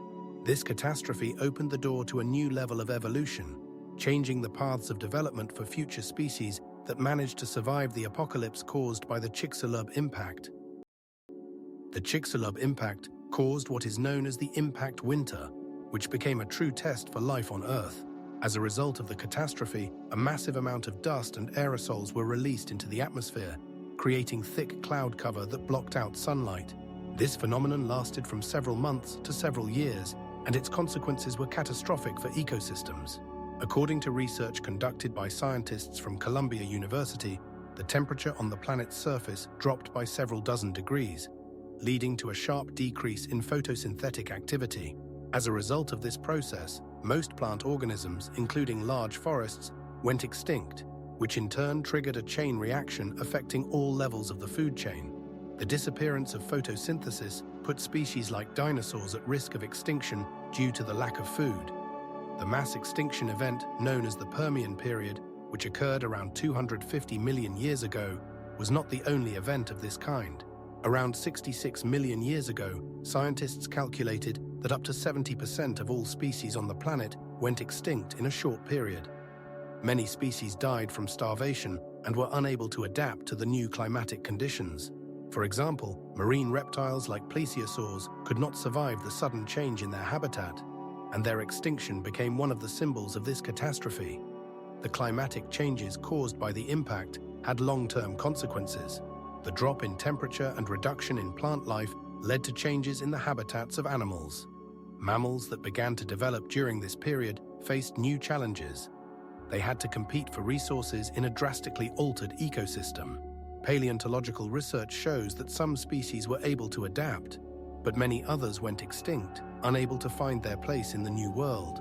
Scientific data indicate that after the impact, the level of carbon dioxide in the atmosphere significantly decreased, which also contributed to climate change. The drop in temperature and reduction in photosynthetic activity led to Earth being plunged into a long, cold, and dark winter. This process lasted for decades, and it was only after millions of years that ecosystems began to recover. During this time, mammals became dominant, and new species that could adapt to changing conditions appeared. Historians and paleontologists like Dr. David A. Krauss of the University of Los Angeles note that it was during this period that the evolution of modern ecosystems, as we know them today, began. Recovery took millions of years, and only then did Earth begin to green again and life began to flourish. This period marked the beginning of the appearance of new animal and plant species adapted to living in conditions that were vastly different from those that existed before the impact. As a result of the Chicxulub impact, Earth was transformed beyond recognition, and it was only after millions of years that ecosystems were able to return to a more familiar, balanced state. As a result of the Chicxulub impact, which occurred approximately 65 million years ago, dinosaurs, which had dominated the planet for over 150 million years, faced catastrophic changes that proved fatal for them. These majestic creatures, including giants such as Tyrannosaurus rex and Brachiosaurus, were unable to adapt to the rapid changes in climate and ecosystems caused by global fires, dust and gas emissions into the atmosphere, and a sudden drop in temperature. The impact of an asteroid, estimated to be about 10 kilometers in diameter, resulted in the formation of a crater approximately 130 kilometers in diameter, which altered the landscape of the region and created conditions unsuitable for dinosaur life. Studies show that within a few days after the impact, the level of illumination on Earth significantly decreased, affecting photosynthesis in plants necessary for the nutrition of herbivorous dinosaurs. Consequently, food chains began to collapse, and millions of tons of carbon released into the atmosphere caused acid rain, marking the beginning of an ecological catastrophe. According to paleontologists, by the end of this period, most dinosaur species, including well-known ones like Stegosaurus and Diplodocus, had gone extinct. In their place, mammals and birds began to evolve, which incidentally are direct descendants of some dinosaur species. As a result of this mass extinction, a vast ecological niche was freed up, providing a boost for the evolution of new forms of life. Approximately 75% of all species on Earth disappeared in this mass extinction, setting the stage for the evolution of mammals that later diversified into various forms, including humans. This event was one of the most significant in the history of our planet, as it marked the end of the era of dinosaur dominance and opened new horizons for other animal groups.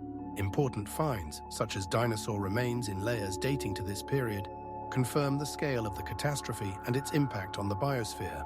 In particular, finds in the Mexican state of Yucatan and on other continents show that the extinction occurred rapidly and affected not only dinosaurs, but also many other species, including marine creatures such as ammonites and marine reptiles. Studies indicate that this event not only changed ecosystems, but also the very evolution of life on Earth. Small mammals, such as primitive rodents and insectivores, became one of the few groups that survived the small Paleogene extinction. These creatures possessed a set of adaptations that helped them cope with changes in the ecosystem. For instance, their small size allowed them to hide in burrows and cracks, avoiding predators and unfavorable conditions. Adaptive abilities of these mammals included high fertility and a short lifespan, enabling them to quickly fill newly available ecological niches. For example, rodents could reproduce several times a year, ensuring their numerical dominance in new conditions. These groups began to rapidly develop, and by the end of the Paleocene, which began approximately 500,000 years after the extinction, mammals significantly increased their diversity and numbers. Birds also managed to adapt to new conditions. They possessed the ability to fly, allowing them to travel long distances in search of food and new habitats. Some species, such as ancient ancestors of modern songbirds, began actively colonizing terrestrial ecosystems, filling niches previously occupied by dinosaurs. During this time, there was also a radiation of various groups of birds, including the first large predatory birds. Crocodiles, which survived the extinction, found their place in ecosystems as hybrid predators, capable of both aquatic and terrestrial life. Their strong jaws and powerful bodies gave them an advantage in hunting fish and small mammals, ensuring success in the changed conditions. Turtles, on the other hand, became even more adapted to life in diverse environments. Their shell protected them from many threats, and their ability to live on land and in water allowed them to occupy ecological niches that were not accessible to most large animals. As a result, by the end of the Paleocene, which lasted about 10 million years, mammals, birds, crocodiles, and turtles began actively evolving and adapting to new conditions, filling free niches and forming modern ecosystems. An example of this is the appearance of the first mammals similar to primitive deer, which began to occupy grassy savannas, and the first large predators, such as ancestors of modern cats and dogs. Supervolcanoes are colossal geological structures capable of ejecting enormous volumes of magma and ash. They stand out not only in terms of scale, but also in the mechanism of their eruptions, which differ significantly from those of ordinary volcanoes. While a typical volcano can expel up to several cubic kilometers of material in a single eruption, supervolcanoes can eject hundreds and sometimes thousands of cubic kilometers of volcanic material. This occurs due to the accumulation of vast amounts of magma beneath the Earth's crust, which in turn generates immense pressure. The most famous supervolcanoes form at the intersections of tectonic plates, creating conditions for the formation of magma chambers. Supervolcanoes can remain dormant for thousands of years before experiencing a catastrophic eruption. For instance, during a supervolcano eruption, not only lava flows but also massive clouds of volcanic ash and gases can be released, reaching the stratosphere. These emissions can cause significant changes in the global climate system, lowering the average temperature on Earth and lasting from several months to several years. Volcanic ash spreading through the atmosphere can block out sunlight, leading to a significant reduction in plant photosynthesis, disrupting ecosystems and food chains. Research indicates that such events typically have global consequences, affecting climate and weather over large areas, which can result in mass population migrations and economic crises. Additionally, supervolcanoes can release large volumes of carbon dioxide and sulfur gases, exacerbating the greenhouse effect and climate changes. The destructive power of supervolcanoes far exceeds that of ordinary volcanoes, making them a subject of serious scientific research. Scientific models predict that even a small eruption of a supervolcano could lead to global catastrophes, such as crop failures and mass famines. Supervolcanoes are not only geological objects, but also potential threats to human civilization, and their study is crucial for understanding the possible consequences of volcanic activity. Currently, there are numerous active research projects focused on monitoring supervolcanoes and assessing the risks associated with their eruptions. For example, the Toba supervolcano on Sumatra erupted approximately 78,000 years ago, leaving behind a massive caldera and causing a global cooling event that could have led to a reduction in the human population. Scientific data shows that such events occur very rarely, but their consequences can be catastrophic. Supervolcanoes are unique objects for the study of both geology and ecology, opening new horizons in understanding our planet and its history. The Yellowstone caldera, formed as a result of one of the most powerful eruptions on Earth approximately 16 million years ago, spans impressive dimensions. Its width reaches about 80 kilometers, and its length is around 130 kilometers. This colossal formation is the result of a series of catastrophic eruptions, and its modern structure includes numerous craters, hot springs, and geysers that create a unique landscape. The most famous geyser is Old Faithful, which erupts hot water to a height of up to 45 meters every 80 minutes. However, these spectacular phenomena are merely small manifestations of a vast magma reservoir hidden beneath the Earth's crust. Tectonic studies indicate that the magma reservoir lies at a depth of around 10 kilometers and may contain up to 600 cubic kilometers of molten rock. This hidden power draws constant attention from scientists. The activity of the Yellowstone caldera is meticulously monitored. The system of seismic detectors records thousands of small earthquakes annually, indicating the current movement of magma. In recent years, there has been an increase in temperature in hot springs and changes in geothermal processes, which also concern researchers. For example, in 2009, the water level in one of the hot springs suddenly rose, sparking a wave of discussions among volcanologists about the possibility of new activity. Beneath the picturesque landscape of Yellowstone lies a powerful volcanic mechanism capable of altering the climate and ecosystems on continents. Volcanologists warn that the next eruption could occur at any moment, and its consequences would be global. The Yellowstone caldera is not only a geological object, but also a symbol of potential catastrophe hidden behind the beautiful landscapes of the park, where bison roam peacefully and water bubbles in hot springs. Research shows that the last eruptions of the caldera occurred approximately 200,000, 300,000, and 16 million years ago, raising questions about the regularity of its activity. Each year, scientists gather more data on the internal structure of the caldera, using methods of geophysics and geochemistry to predict possible future changes. The volcanic activity in Yellowstone remains one of the most mysterious and studied topics in volcanology, opening new horizons for understanding the processes occurring within our planet. The last major eruption of Yellowstone occurred approximately 640,000 years ago and is known as the Lava Creek eruption, which left a profound mark on the history of our planet. This eruption released about 1,000 cubic kilometers of material, including ash and volcanic gases, equivalent to more than 1 million atomic bombs dropped on Hiroshima. The ash, spewed during this colossal event, spread over thousands of kilometers, reaching the eastern coast of North America and even reaching European territories.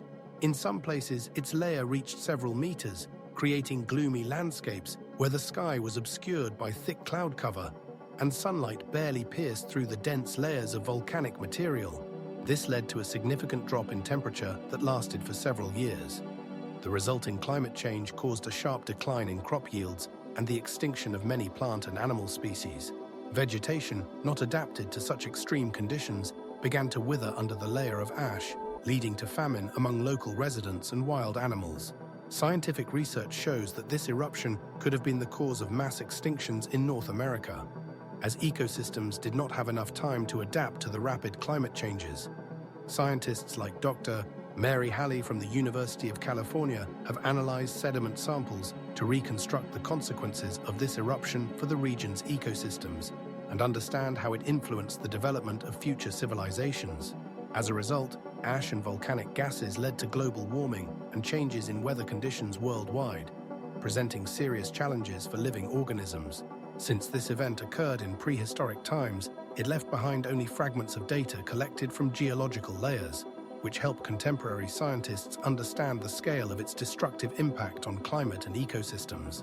The volcanic activity of Yellowstone continues to be a subject of active research, as scientists strive to understand how such catastrophic events shape climate conditions and influence life on Earth. Supervolcano Toba is located on Sumatra, Indonesia, and is considered one of the largest volcanoes on the planet. Its caldera, formed as a result of a catastrophic eruption approximately 75,000 years ago, has a diameter of about 130 kilometers, making it one of the largest in the world. This eruption was so powerful that, according to scientists' estimates, it led to a global climatic cooling known as the volcanic winter, which could have lasted up to 10 years. Inside the caldera lies Lake Toba, covering an area of approximately 1,600 square kilometers, with a maximum depth of 480 meters. The lake has a bright blue color, surrounded by picturesque hills and green forests, creating a contrast between the serene landscape and the destructive power hidden beneath the surface. The volcanic activity of Toba continues today. The last significant eruption occurred approximately 8,000 years ago, but geologists warn of the possibility of a repeat of the catastrophic eruption in the future. The volcanic system of Toba is not only an object of scientific research, but also an important cultural symbol for the local inhabitants. Along its shores are small villages where descendants of the Batak people live, preserving their traditions and customs. The volcanic soil in this area is very fertile, promoting the development of agriculture. However, despite the beauty of this place, scientists continue to monitor Toba, as its potential activity could have catastrophic consequences for the region and the world. Studying this supervolcano helps not only to understand its history, but also the mechanisms that influence the Earth's climate. 8 years ago, during research conducted by an international team of scientists, traces of ancient eruptions were discovered, indicating a complex history of Toba's activity, including periodic ash and lava emissions that affected surrounding ecosystems. This information helps to better understand how volcanoes shape landscapes and how they can influence human life. Toba is not only a geological phenomenon, but also an important element of the ecosystem, supporting the diversity of flora and fauna. Along its shores, one can encounter numerous bird and animal species that find refuge here. One of the unique features of Lake Toba is its islands, such as the islands of Sumatra and Sibiu, which attract tourists with their scenic views and opportunities for active recreation. The water in the lake, despite its volcanic origin, is clean and transparent, creating ideal conditions for swimming and water sports. Thus, Toba represents an extraordinary combination of natural beauty and potential danger, and its study opens new horizons for understanding volcanic activity and its impact on the climate. The eruption of the Toba volcano, which occurred approximately 74,000 years ago, was the most powerful known eruption in human history. At that time, a planetary-scale catastrophe occurred when the volcano spewed around 30 cubic kilometers of ash and gases into the atmosphere. This colossal release led to global warming, followed by a sharp cooling known as the volcanic winter, which lasted for several years. During this period, the sky over the Earth darkened significantly, leading to a substantial decrease in solar radiation. Estimates suggest that the temperature could have dropped by 10 degrees Celsius, causing a sharp decline in the yield of agricultural crops. This event had a significant impact on ecosystems and disrupted the food chain. Scientists believe that the eruption could have reduced the population of early humans to a few thousand individuals, creating a genetic bottleneck. At that time, Homo sapiens already existed, but their population was likely extremely low. Particles of ash and sulfur gases spread across the entire planet, reaching even remote regions such as Africa and Europe. As a result of this catastrophic event, ecosystems underwent significant changes, and many species of animals and plants were unable to survive in the new reality. Research shows that the climate changes caused by the eruption could have had a long-term impact on human population migration and adaptation over the following millennia. This eruption marked a turning point in human history and left an indelible mark on the genetic code. Scientists from various fields, including paleontology and climatology, continue to study the consequences of this eruption to understand how it could have influenced human evolution and the formation of modern populations. Conversely, some researchers suggest that the conditions following the eruption could have even facilitated the emergence of new technologies and cultural practices among the remaining groups of people. As a result of volcanic activity, new ecological niches emerged, which could have led to changes in the behavior of Homo sapiens and an increase in their adaptive abilities. The study of the Toba eruption provides a unique opportunity to understand how global-scale catastrophes have influenced the development of our species. Data on the Toba crater, which has a diameter of around 130 kilometers, allows us to understand the scale of destruction caused by this volcanic catastrophe. Volcanic activity plays a key role in climate change, and this influence is determined by complex processes occurring in the atmosphere. When volcanoes erupt, they release enormous volumes of gases and aerosols into the atmosphere. The main volcanic gases are sulfur dioxide, carbon dioxide, and water vapor. Sulfur dioxide, upon entering the atmosphere, transforms into sulfuric acid and forms aerosols that can remain in the air for a long time. These aerosols, with their high reflectivity, reduce the amount of solar radiation reaching the Earth's surface, leading to a decrease in temperature. This phenomenon is known as volcanic cooling, which can last from several months to several years, depending on the intensity of the eruption and the volume of ejected particles. For example, large eruptions can release tens of millions of tons of sulfur dioxide, leading to significant changes in climate conditions.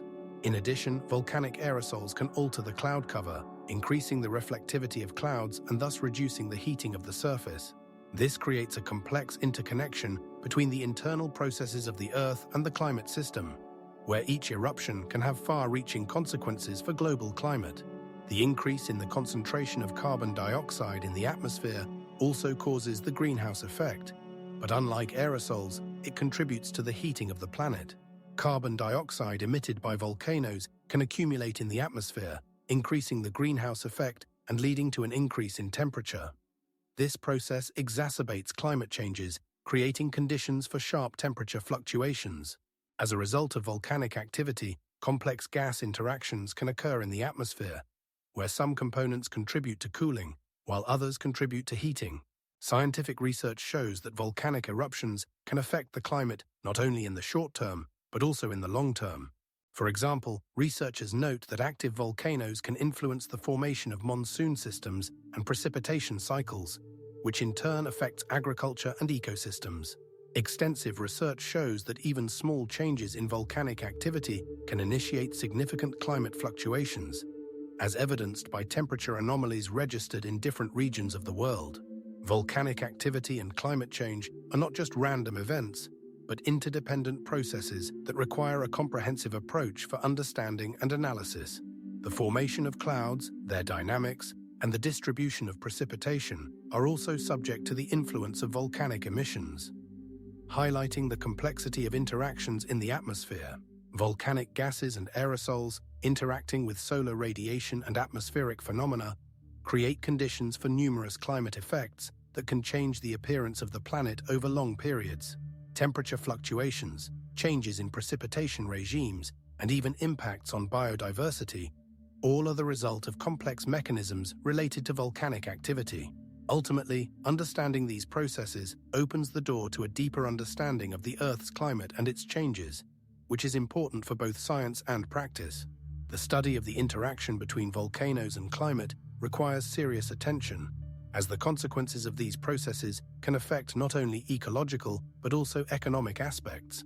For example, in recent decades, numerous cases have been recorded where volcanic eruptions led to significant changes in agriculture, affecting crop yields and food security in different regions of the world. Each new research project in this area reveals new aspects, highlighting the importance of volcanic activity for the global climate system. On April 18, 1816, an eruption of the Tambora volcano on the Indonesian island of Sumbawa occurred, becoming one of the most powerful in recorded history. This event had global consequences, particularly in Europe and North America. The year 1816, later known as the Year Without a Summer, began in 1816 and continued until the end of the 19th century. The summer of 1816 was unusually cold, with temperatures in some European regions dropping by 10 degrees Celsius below normal. In June and July, snow fell in New England, creating a strange and worrying sight as people dressed in summer clothes saw white snow covering their fields. This year was a real test for agriculture. Wheat yields in Europe decreased by 30%, and in some regions they were completely destroyed. As a result, food supplies were depleted, and in 1817, a famine began, claiming the lives of thousands of people across Europe. In Switzerland and Germany, the price of grain doubled or tripled, leading to mass riots and protests. People were confused and sought the causes of their misfortunes. Some blamed bad weather, others the government, and some even considered it a manifestation of divine wrath. The rural population, which mainly depended on harvests, faced terrible consequences. Farmers were left without means of subsistence, and hungry city dwellers began to riot. In the letters and diaries of the time, people described their bewilderment. Summer is gone, and we seem to be living in some kind of mad dream. Meanwhile, while some regions suffered from cold, others experienced unusual floods, further exacerbating the situation. Researchers such as American meteorologist William Dworkin claimed that the volcanic aerosols released by Tambora into the atmosphere blocked sunlight, causing such strange weather. The year 1816 was not just a year of unusually cold weather, but also marked the beginning of a series of social and economic changes that affected all of Europe and America. The situation was further exacerbated by the fact that, amidst global climate changes, local wars were also taking place, such as the Irish Rebellion, sparked by food shortages. In the United States, farmers could not harvest enough to feed their families. The year 1816 was not just a temporary, anomalous event, but a real test for humanity, forcing people to rethink their relationship with nature. As a result of this year, many began to consider the need for a scientific approach to agriculture and climate. The situation reached its peak at the end of 1816, when some European regions began to show signs of mass famine. And in the United States, people started migrating in search of more favorable living conditions. The year 1816 is memorable not only for its climatic anomalies, but also for the deep social consequences it left behind. The catastrophic consequences of the year without a summer in 1816 had a significant cultural impact on literature and art of that time. One of the most striking works that emerged from these gloomy conditions was Mary Shelley's novel Frankenstein, written in 1821. This novel reflected the fear of science and technology that could lead to catastrophe, and was likely inspired by the sense of despair that hung in the air after the poor harvest and climate changes. At the time when Shelley was writing her novel, Europe was gripped by dark moods, and against the backdrop of constant natural disasters, there was a growing awareness of the fragility of human existence. Artists of the time, such as Caspar David Friedrich, created paintings filled with dark landscapes, depicting desolate, lifeless lands and solitary figures lost against the backdrop of gloomy horizons. For example, in his painting, The Wanderer Above the Sea of Fog from 1818, a man stands on the edge of a precipice, symbolizing not only internal struggles, but also the external shocks caused by natural disasters. In this context, dark landscapes became a metaphor for fear and loss that gripped society. Literature of the time did not remain unaffected by these moods. Poets and writers such as Byron and Coleridge described apocalyptic visions, reflecting the sense of an impending catastrophe. In their poems, they used images associated with natural disasters to express their concern about the future of humanity. The 18th century became a time when literature and art began to actively use natural phenomena as metaphors for human fears and doubts, arising from the unpredictability of climate. These works became classics because they not only reflected the realities of their time, but also foreshadowed many modern problems, such as the impact of humans on nature and the consequences of scientific progress. Mary Shelley, through her beloved hero Victor Frankenstein, showed how the pursuit of knowledge and control over nature could lead to tragic consequences, which in turn became the basis for many subsequent works in the genres of horror and science fiction. The year 1820 marked an important stage in the history of literature, when works inspired by The Year Without a Summer began to shape a new view of humanity and its place in the world.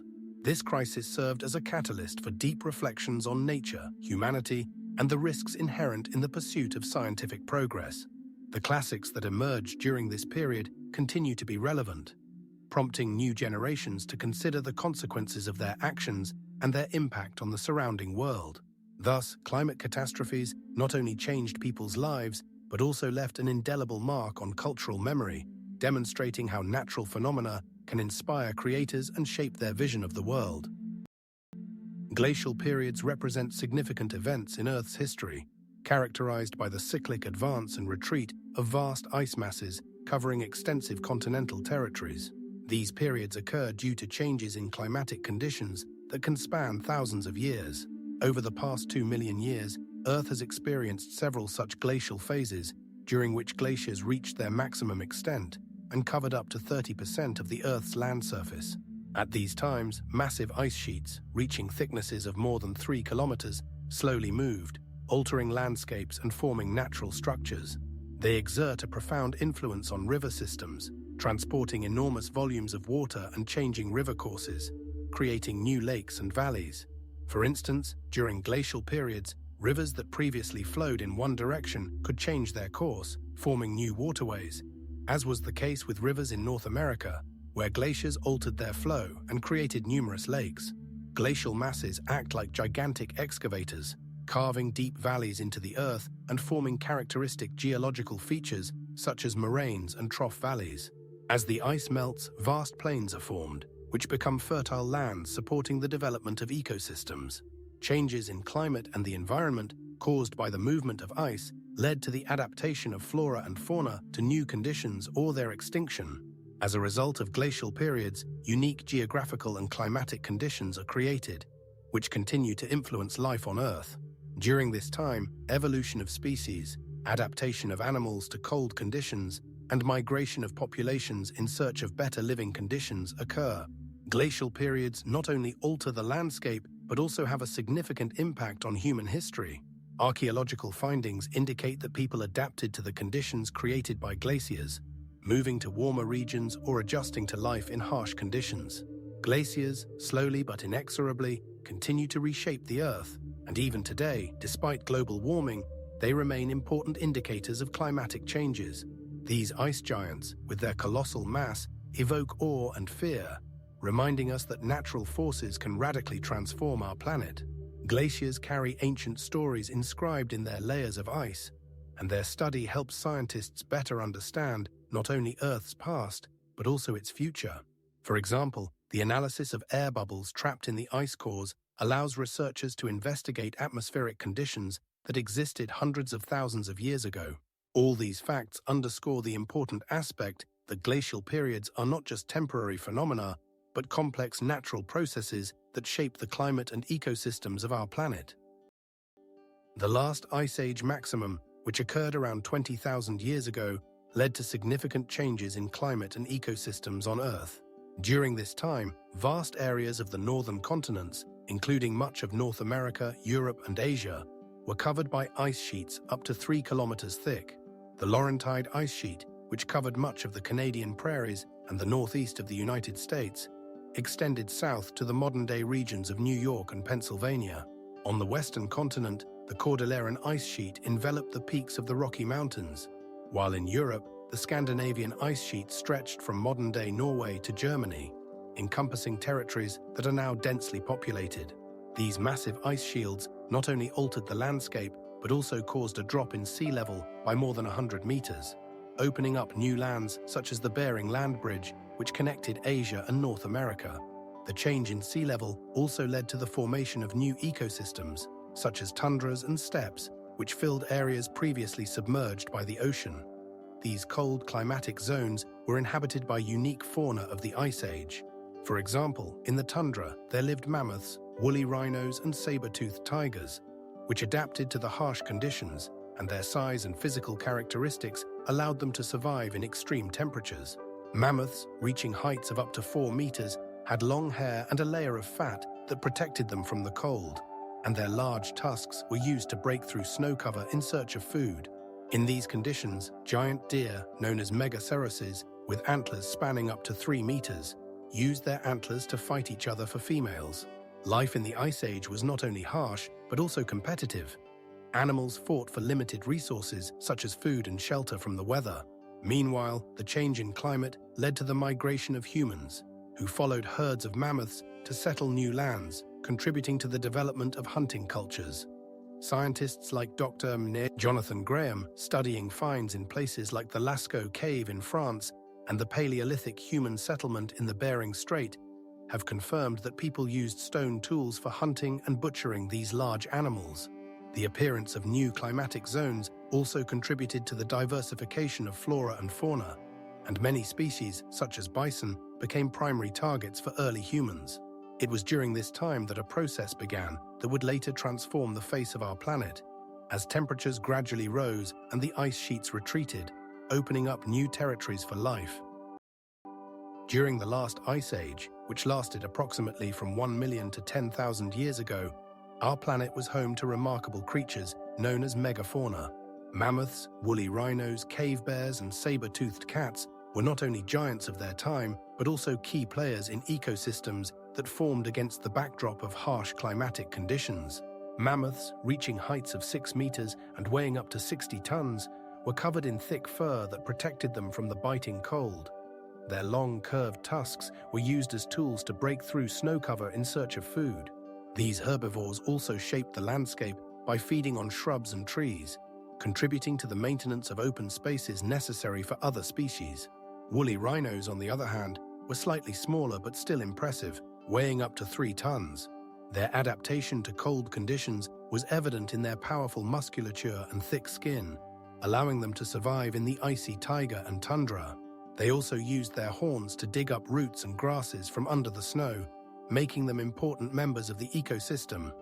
Occasionally, these giants could become prey for larger predators like saber-toothed cats, which were true killing machines. Their long, sharp fangs could reach up to 20 centimeters in length, enabling them to effectively hunt large prey. Cave bears, another significant component of megafauna, weighed up to 1 ton and could reach 2 meters in height on their hind legs. These predators lived in caves and burrows, seeking shelter from the harsh winters. Their diet consisted of both meat and vegetation, making them omnivorous. Cave bears could compete with saber-toothed cats for food, creating complex food chains in their ecosystems. The megafauna of the last ice age was not just a collection of individual species, but a complex network of interactions. For example, mammoths and rhinos, by eating grass, contributed to the growth of specific plants that, in turn, attracted other animals. Predators like saber-toothed cats adapted to hunting in open landscapes, using their powerful limbs for swift attacks. This dynamic created a unique atmosphere of a harsh but vibrant world where each creature played its role. Approximately 10,000 years ago, with the end of the Ice Age, many megafauna species began to disappear, causing changes in ecosystems.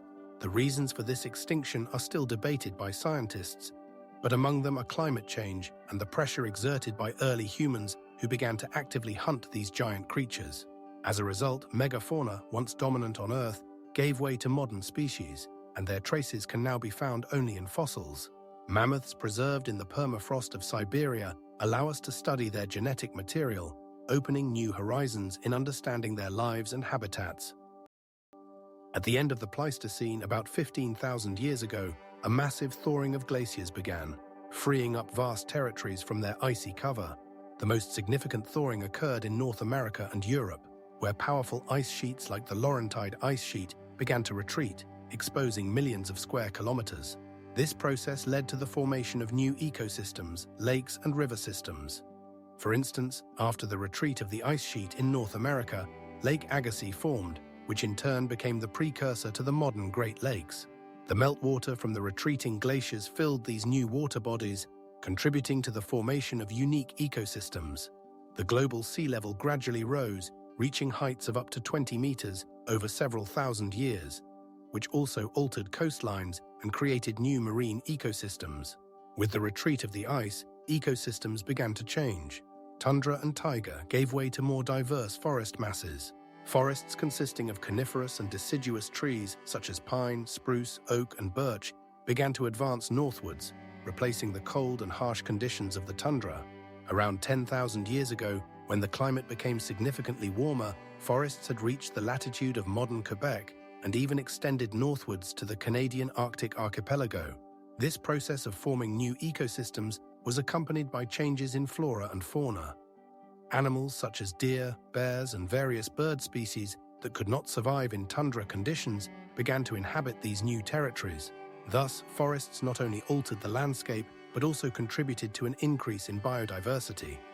With each retreat of the ice, climatic conditions became more favorable for the survival of various organisms, facilitating their spread and adaptation.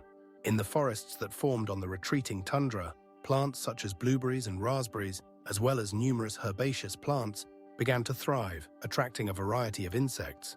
This, in turn, created new food chains and ecosystem interactions. By the end of the last glacial period, around 8,000 years ago, forests had already occupied a significant portion of the territory in Europe and North America, and new ecosystems continued to develop, responding to changes in climate and the surrounding environment. As the glaciers melted, catastrophic floods occurred due to the breakout of glacial lakes. These lakes, formed as a result of ice melt, often found themselves under immense pressure and could serve as temporary water reservoirs that would overflow and burst when they reached critical levels. One of the most famous examples is the breach of Lake Missoula in Montana, which took place around 13,000 years ago. As a result of this event, a flood of water, reaching volumes comparable to several million cubic meters, was released, carving its way to the Pacific Ocean. Over the course of several days or even hours, this powerful water mass eroded vast valleys, leaving behind a distinctive landscape known as scabland.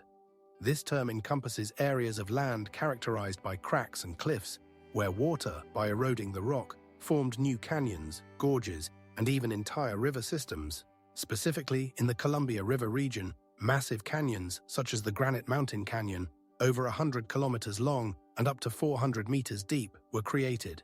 Scientists have calculated that the flow speed reached 60 kilometers per hour, allowing water to erode and transport rocks, creating new landscapes almost instantaneously.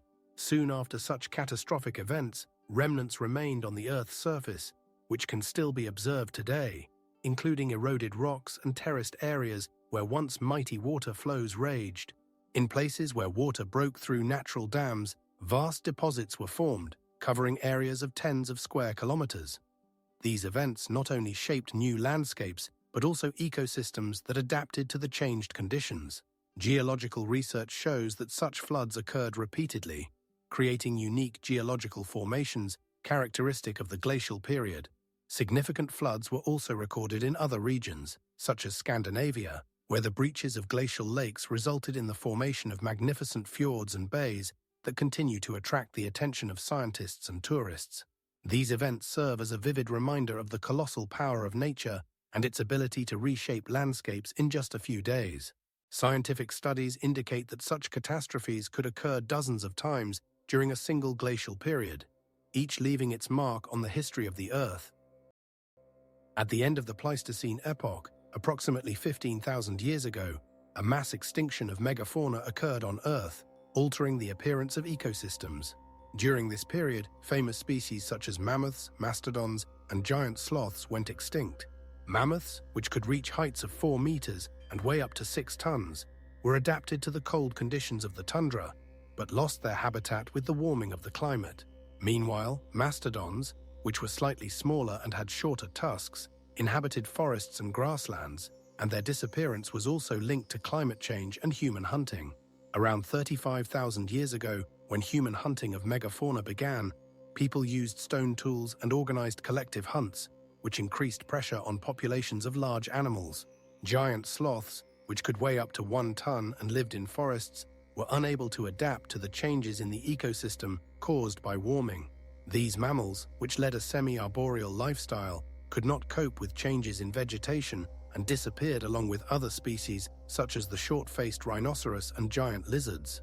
By this time, the climate had changed, and many of the Ice Age lands where megafauna lived became warm and humid, leading to changes in vegetation and a reduction in available resources. The extinction of megafauna was the result of a complex interaction between climate change and human activity. While the Ice Age conditions facilitated the spread of megafauna, warming and changes in the landscape led to a reduction in their ranges. At the same time, hunting and competition with humans also played a role. Archaeological findings show that people used mammoth bones for building shelters and creating tools. Research indicates that megafauna could not adapt to such rapid changes, and by 10,000 years ago, many species had already gone extinct. Therefore, by the end of the last ice age, Earth lost not only large mammals, but entire ecosystems that had formed over millions of years. Remains of megafauna are found in various places, from Siberia to North America, and these finds provide insight into what life on the planet was like. For example, in Siberia, well-preserved remains of mammoths have been discovered, showing that they were covered in fur and had adaptations to cold. Thus, megafauna, which was an important part of the ecosystem, disappeared as a result of the combination of climate change and human pressure.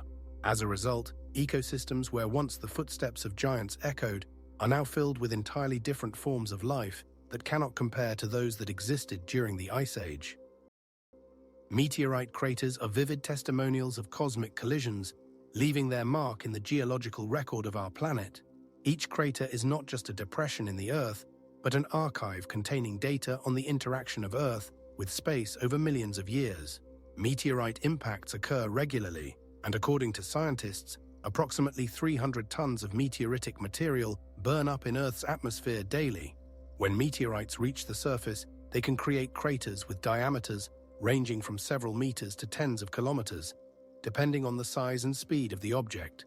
For example, the meteorite that created the Chicxulub crater in Mexico had a diameter of about 10 kilometers and struck Earth at a speed of around 30 kilometers per second, leaving a crater with a diameter of approximately 140 kilometers. This event, which occurred around 66 million years ago, was one of the factors leading to the mass extinction of dinosaurs. The study of meteorite craters allows geologists and astronomers not only to reconstruct the history of collisions, but also to understand how these events influence the climate and ecosystems. Inside the craters, layers of rock can tell the story of the time and conditions of the collision. For instance, the presence of certain minerals and isotopes can indicate high temperatures and pressures generated by the impact. Around 14 known meteorite craters on Earth, such as the Vredefort crater in Belgium and the Barents crater in Russia, demonstrate how various geological processes affect their preservation. Craters are subject to erosion, but many of them retain their shapes due to the peculiarities of local climate and geology. This makes them not only interesting objects for study, but also a reminder of how vulnerable Earth is to the forces of space. With each new discovery, scientists gain the opportunity to study not only the past, but also to predict the possible consequences of future collisions. For example, based on the study of craters, one can assess the probability of impacts by large meteorites and their potential impact on life on the planet. Modern technologies allow for detailed analysis of the composition of meteorites and craters, opening new horizons for understanding cosmic processes. It is interesting that even small meteorites entering the atmosphere can cause bright light phenomena known as meteors, which are merely precursors to more significant collisions. Each of these craters is a reminder that Earth is not an isolated system, but a part of a dynamic and actively changing cosmos. Collisions with cosmic bodies occur with regularity, which we often forget. But each crater on the surface of Earth is irrefutable evidence that our planet is constantly subjected to the influence of the cosmic environment. Each discovery of a crater brings new knowledge about how nature deals with these impacts and what changes occur in the geological structure of Earth. For example, the study of craters can provide insights into how tectonic processes occurred as a result of external influences. Craters also serve as indicators of changes in the atmosphere and climate, illustrating how even extraterrestrial factors can influence life on the planet. In total, more than 300 meteorite craters have been registered on Earth, and each of them is a unique story of the interaction of our planet with space. The Arizona crater, also known as Meteor Crater, is an impressive geological formation that emerged around 50,000 years ago as a result of a meteorite impact. The crater's diameter is approximately 1 kilometer, and its depth reaches around 120 meters. This crater, located in the state of Arizona, is one of the most well-preserved meteorite craters on Earth. Standing at the edge of the crater, one is confronted with a gigantic wound in the Earth's surface, which evokes a sense of awe. It is impossible not to feel small in the face of this massive structure, which appears unnatural amidst the tranquil desert landscape. The place where a meteorite weighing around 12,000 tons once collided now resembles a vast lunar landscape strewn with debris and rocks. The sense of the event's scale is particularly acute when considering that the collision occurred relatively recently in geological terms. Only a few tens of thousands of years have passed since the meteorite's impact, which is a mere blink of an eye for the Earth, which has experienced billions of years of change and evolution. Meteor Crater has been studied by scientists since the early 20th century, and its preserved geological features help to better understand the processes that took place in the Earth's atmosphere and on its surface. Moreover, the crater has become an important object of study not only for geologists but also for astronomers, as it provides a clear example of the impact of extraterrestrial bodies on our planet. There are even special tours that allow visitors to explore the crater's interior and see it from within, providing a deeper understanding of the catastrophe that occurred here. For many tourists and scientists, this crater is not only an object of study, but also a place where one can feel the grandeur of nature and the unpredictability of the cosmos. Since its discovery in 1895, it has attracted the attention of researchers and tourists eager to learn more about the history of the Earth and its interaction with the cosmos. The width of the crater reaches 2 kilometers in some places, and its floor is strewn with debris that scientists collect for further study. Each year, more than 100,000 tourists visit the crater, who can not only enjoy panoramic views, but also learn about its history from information centers located on its territory. The Popigai crater is one of the largest impact craters on Earth, located in a remote part of Siberia, in the region of eastern Siberia, near the Popigai River. Its diameter is approximately 120 kilometers, and its age is estimated to be around 103 million years, making it a result of a catastrophic event that occurred during the Cretaceous period. The impact crater was formed as a result of a collision between Earth and a massive meteorite, whose mass could reach several billion tons. This event led to the formation of unique geological structures and left traces that scientists continue to study to this day. The Popigai crater not only impresses with its size, but also serves as an important object for research in planetary science, as its structure and composition allow for a better understanding of the processes occurring during impact catastrophes. On the floor of the crater, scientists have discovered rare impact diamonds, which formed under immense pressure and temperature during the impact. These diamonds, known as impact diamonds, have unique characteristics and often differ from ordinary diamonds in their physical properties. Studies have shown that the conditions under which these diamonds formed were extremely extreme. Temperatures exceeded 2,000 degrees Celsius, and pressure reached 100,000 atmospheres.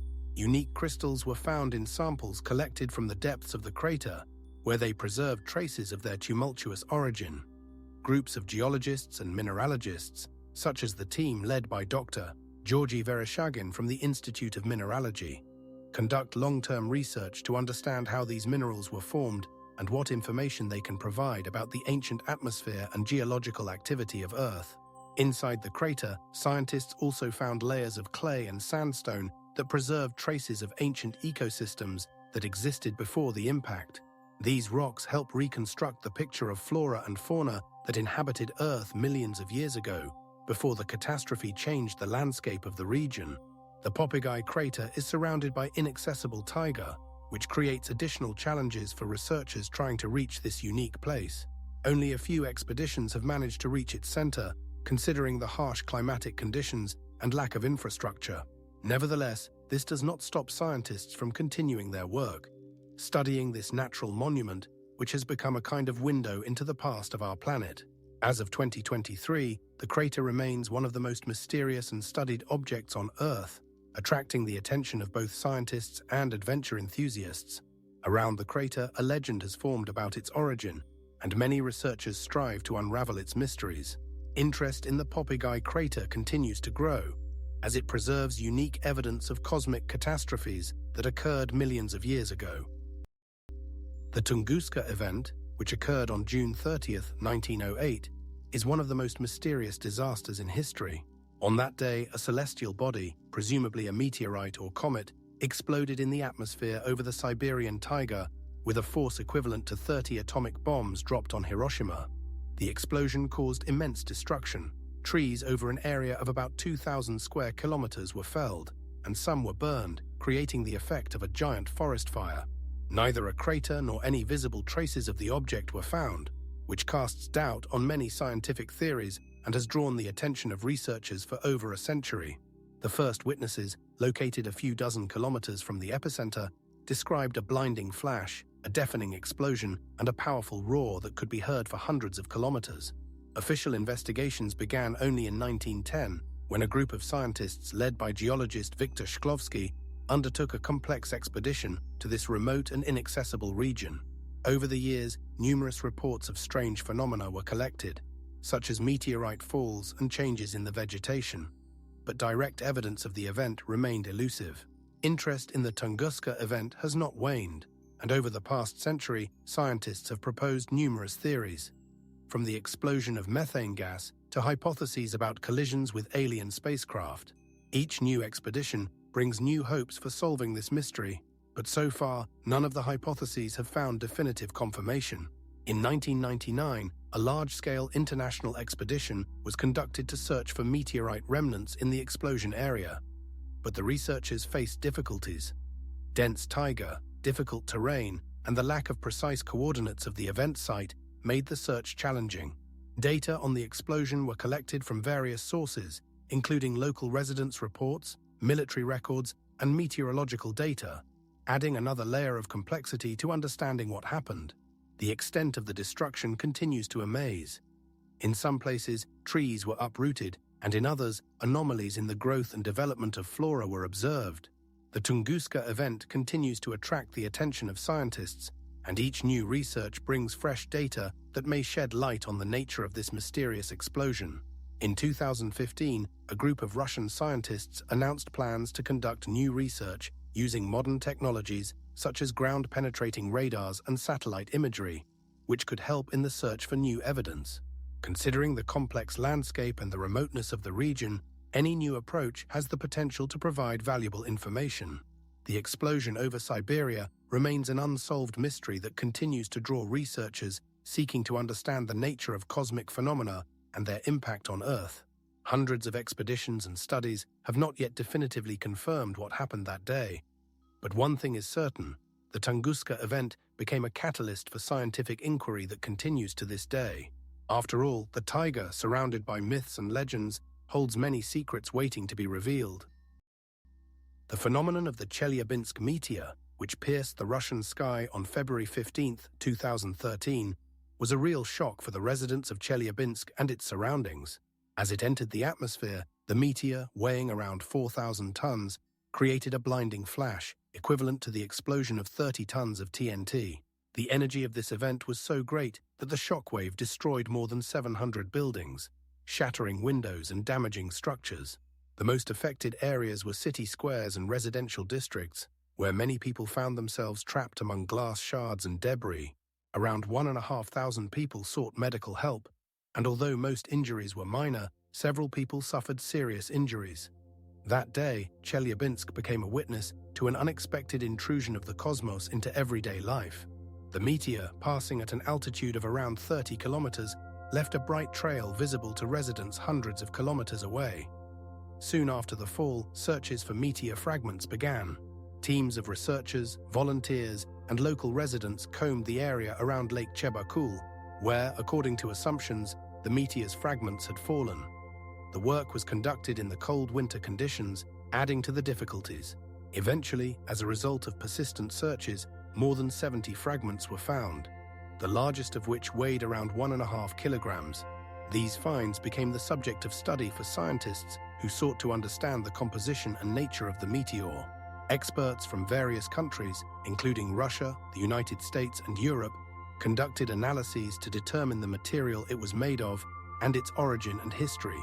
The Chelyabinsk meteor, primarily composed of iron and nickel, became not only an object of scientific interest, but also a symbol of the unpredictability of cosmic threats. It reminded humanity that we live on a planet constantly at risk of collision with cosmic objects, and even in everyday life, events can occur that can change everything. The meteor marked an important milestone in the study of the cosmos and its influence on Earth, and it also heightened public and scientific attention to the issue of protection from potential future threats. Tsunamis are powerful ocean waves that occur as a result of underwater earthquakes, landslides, or impacts from celestial bodies. These waves can reach enormous speeds in open ocean, sometimes exceeding 100 kilometers per hour, but remain practically invisible to ships and people on the surface, as their height can be only a few dozen centimeters. The mechanism of their formation begins with a sudden displacement of water, for example, caused by a fault in the Earth's crust. When an underwater earthquake occurs, resulting in a vertical displacement of the seabed, it creates a wave that spreads in all directions from the epicenter. Waves formed at great depths can travel vast distances, and their length can reach hundreds of kilometers, making them almost invisible in open sea. When a tsunami approaches the shore and the water becomes shallower, the waves begin to accumulate, increasing their height. On shallow water, waves can grow to 30 meters or more, crashing onto the coast with devastating force. This creates an illusion of calm when the sea first retreats, leaving beaches exposed, and then, within minutes, returns with incredible power. For example, on July 18, 2006, a tsunami caused by an underwater earthquake off the coast of Japan created waves up to 15 meters high, destroying coastal cities and taking the lives of thousands of people. Tsunamis not only destroy buildings, but also disrupt ecosystems, contaminating coastal waters and causing long-term consequences for the local population. Scientists like Dr. John Mayer from the Pacific Tsunami Warning Center study the mechanisms of formation and behavior of these waves to better understand how to protect coastal regions from potential disasters. As a result of their work, early warning systems have been developed that can save millions of lives. But even the most advanced technologies cannot completely prevent the destruction brought by tsunamis. It is important to remember that even small underwater earthquakes can cause significant wave changes, and each earthquake in the ocean zone requires careful monitoring. The tsunami monitoring system includes a network of seismometers and buoys that record changes in water level and can warn of an approaching wave. Technology using data on seismic activity and sea level allows for the prediction of potential threats. However, despite scientific achievements, many people still do not recognize the danger of tsunamis and ignore warnings. On September 18, 2010, when an earthquake occurred in Chile, people without timely warnings became victims of the devastating tsunami. Tsunamis remain one of the most dangerous natural disasters, capable of causing massive destruction, and their study is important for ensuring the safety of billions of people living in coastal zones. On December 26, 2004, one of the most devastating tsunamis in history occurred in the Indian Ocean. This natural disaster was caused by a powerful earthquake with a magnitude of 9, which took place at a depth of 500 kilometers off the coast of the Indonesian island of Sumatra. The earthquake was the result of the collision of the Indian and Burmese tectonic plates, leading to a sudden shift in the ocean floor. This shift generated a wave that rapidly spread across the entire ocean at speeds up to 80 kilometers per hour, comparable to the speed of a jet aircraft. The first wave reached the coast of Sumatra just 15 minutes after the earthquake and was only the first of many. As the wave moved, its characteristics changed depending on the underwater topography and the shape of the coastline. In open water, the wave could reach heights of only a few dozen centimeters. But as it approached the shore, it accumulated energy and grew to heights of up to 30 meters, depending on the ocean depth and the configuration of the coastal area. The countries most affected by the tsunami were Indonesia, Thailand, Sri Lanka, India, and the Maldives. In Indonesia, on the coast of Sumatra, the tsunami struck the city of Pangandagan, where the wave destroyed tens of thousands of homes, claimed the lives of more than 100,000 people, and left millions homeless. In Thailand, tourist areas such as Phuket became scenes of chaos as waves washed away beaches and hotels. Here, more than 9,000 people died, including many foreigners. In Sri Lanka, waves flooded coastal villages, destroying infrastructure and claiming the lives of more than 30,000 people. In India, more than 10,000 deaths were recorded, mainly on the coast of Andhra Pradesh. Throughout the region, there were massive destructions. Roads, bridges, schools, and hospitals were destroyed. Economic losses were estimated in the billions of dollars. The restoration of the regions required years and enormous financial resources. This tsunami was a vivid example of the destructive power of nature and the importance of early warning systems that could save thousands of lives in the future. Additionally, it demonstrated the importance of being aware of the risks associated with earthquakes and tsunamis, especially for countries located near the boundaries of tectonic plates, such as the Indian Ocean. The tsunami of 2004 had a devastating impact on the coastal ecosystems. Mangrove forests, which played a crucial role in protecting the coasts and maintaining biodiversity, were washed out to sea. More than 70% of mangroves in some areas of the coasts of Indonesia and Sri Lanka were destroyed, leading to the loss of habitat for numerous species, including rare birds and sea turtles. Coral reefs, known for their rich diversity of life, also suffered from the force of the waves. Studies show that up to 30% of coral reefs in the Sumatra region were damaged or completely destroyed. This not only reduced the populations of marine life, but also disrupted the ecosystem services that the reefs provided to local communities, such as fishing and tourism.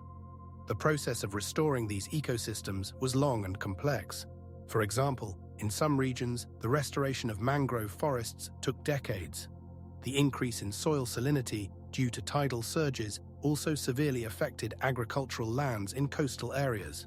In some places, the salinity level doubled, causing the mass death of crops such as rice and coconuts, which were the main sources of food for local residents.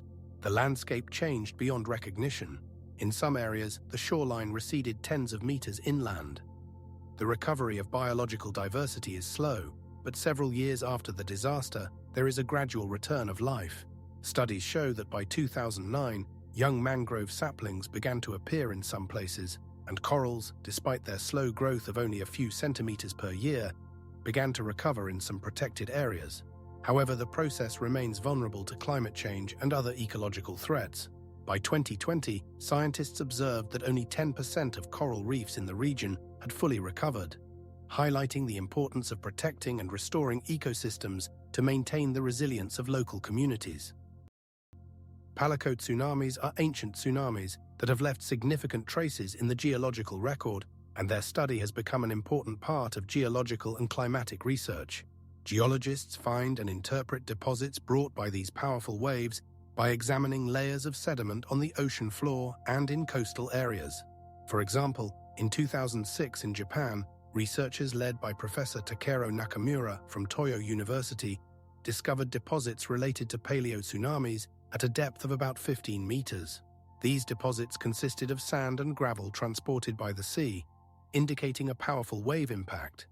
Geologists use radiocarbon dating and isotope analysis to determine the age of these sediments and establish the timing of the event. For instance, in 2008 in Indonesia, sediments dated to around 1800 BCE were found, indicating a powerful tsunami caused by an earthquake. The frequency and scale of such events in the past help assess the risks for modern coastal regions. By studying the sequence of deposits, scientists can reconstruct the history of tsunamis in a given area, identifying activity cycles and establishing the timeframes for the recurrence of disasters. For example, in 2001 in Hawaii, researchers led by Dr. John Smithson showed that certain areas had been flooded by tsunamis every 100 years over the past 2,000 years. These data help governments and civil defense agencies develop evacuation and warning plans based on the probability of such events recurring. Understanding the frequency and strength of ancient tsunamis also allows for predicting potential impacts on ecosystems and human communities. Research indicates that some areas, such as the Pacific coast, are in high-risk zones due to their geological activity and historical predisposition to tsunamis. Establishing a link between ancient and modern events allows scientists to more accurately model possible future disaster scenarios. Comparing paleo-tsunami data with modern seismic data and sea level observations helps create a more comprehensive picture of how coastal ecosystems change and how they may respond to future threats. For example, in 2009, a study published in the journal Geophysical Research Letters suggested that climate change could increase the frequency and strength of tsunamis, requiring a reassessment of existing risk models. It is important to note that the interpretation of paleo-tsunamis is not limited to their geological aspects. It also includes studying the impact of these disasters on ancient civilizations. Excavations in coastal areas show that such events could lead to mass population migrations and infrastructure destruction. For example, in 2003, archaeologists in Mesopotamia found evidence of tsunami's destructive impact on local settlements, confirming that ancient societies faced similar threats. The collection and analysis of these data are crucial for developing modern warning and risk management systems, especially for countries with high population densities in coastal areas. As the population grows and climate changes, the risks associated with paleo-tsunamis are expected to increase. Scientific research continues to deepen, and each new discovery adds important elements to our understanding of these catastrophic events. In 2015, scientists in New Zealand found that paleo-tsunamis could have flooded areas now occupied by major cities, underscoring the need for continuous monitoring and study of ancient sediments to protect the lives and property of contemporary citizens. Earthquakes are sudden and powerful movements of the Earth's surface caused by the abrupt displacement of tectonic plates that are constantly moving. These underground shocks occur due to the accumulation of stress at the boundaries of these plates, where they collide, diverge, or slide relative to each other. When this stress exceeds the strength of the rocks, they rupture, releasing energy in the form of seismic waves that spread across the Earth. The main types of seismic waves are P waves, primary waves, and S waves, secondary waves. P waves, being the fastest, can travel through both solid and liquid media, while S waves, moving slower, can only propagate through solid materials, which explains their destructive impact on buildings and infrastructure. From the moment an earthquake occurs to when it is felt on the surface, only a few seconds pass. But this brief interval does not diminish the power of the underground shocks.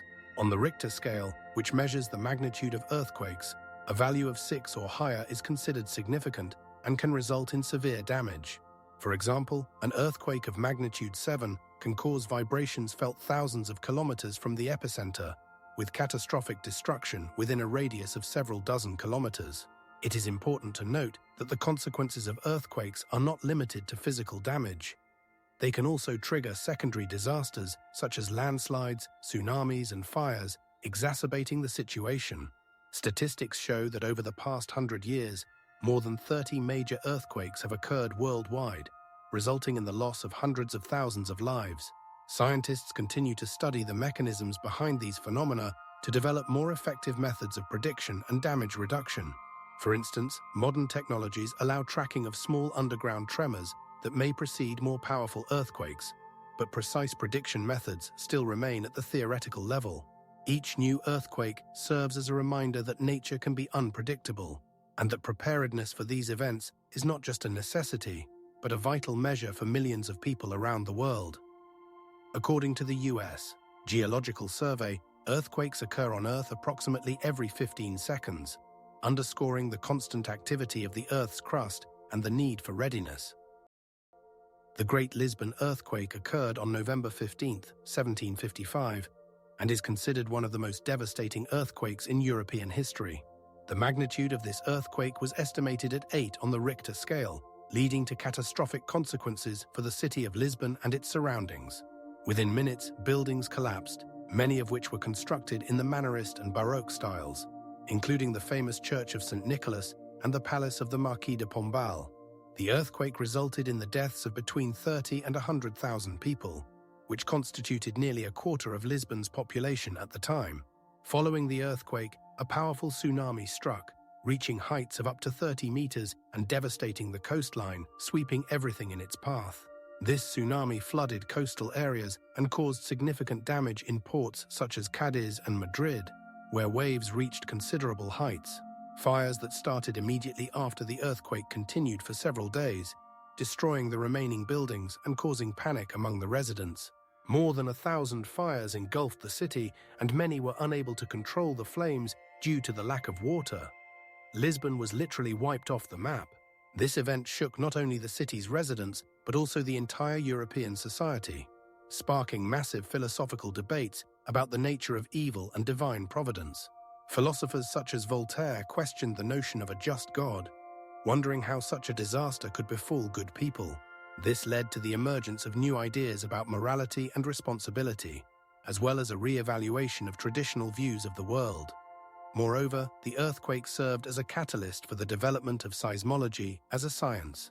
The reconstruction of the city led to the creation of new building codes and regulations aimed at preventing similar disasters in the future.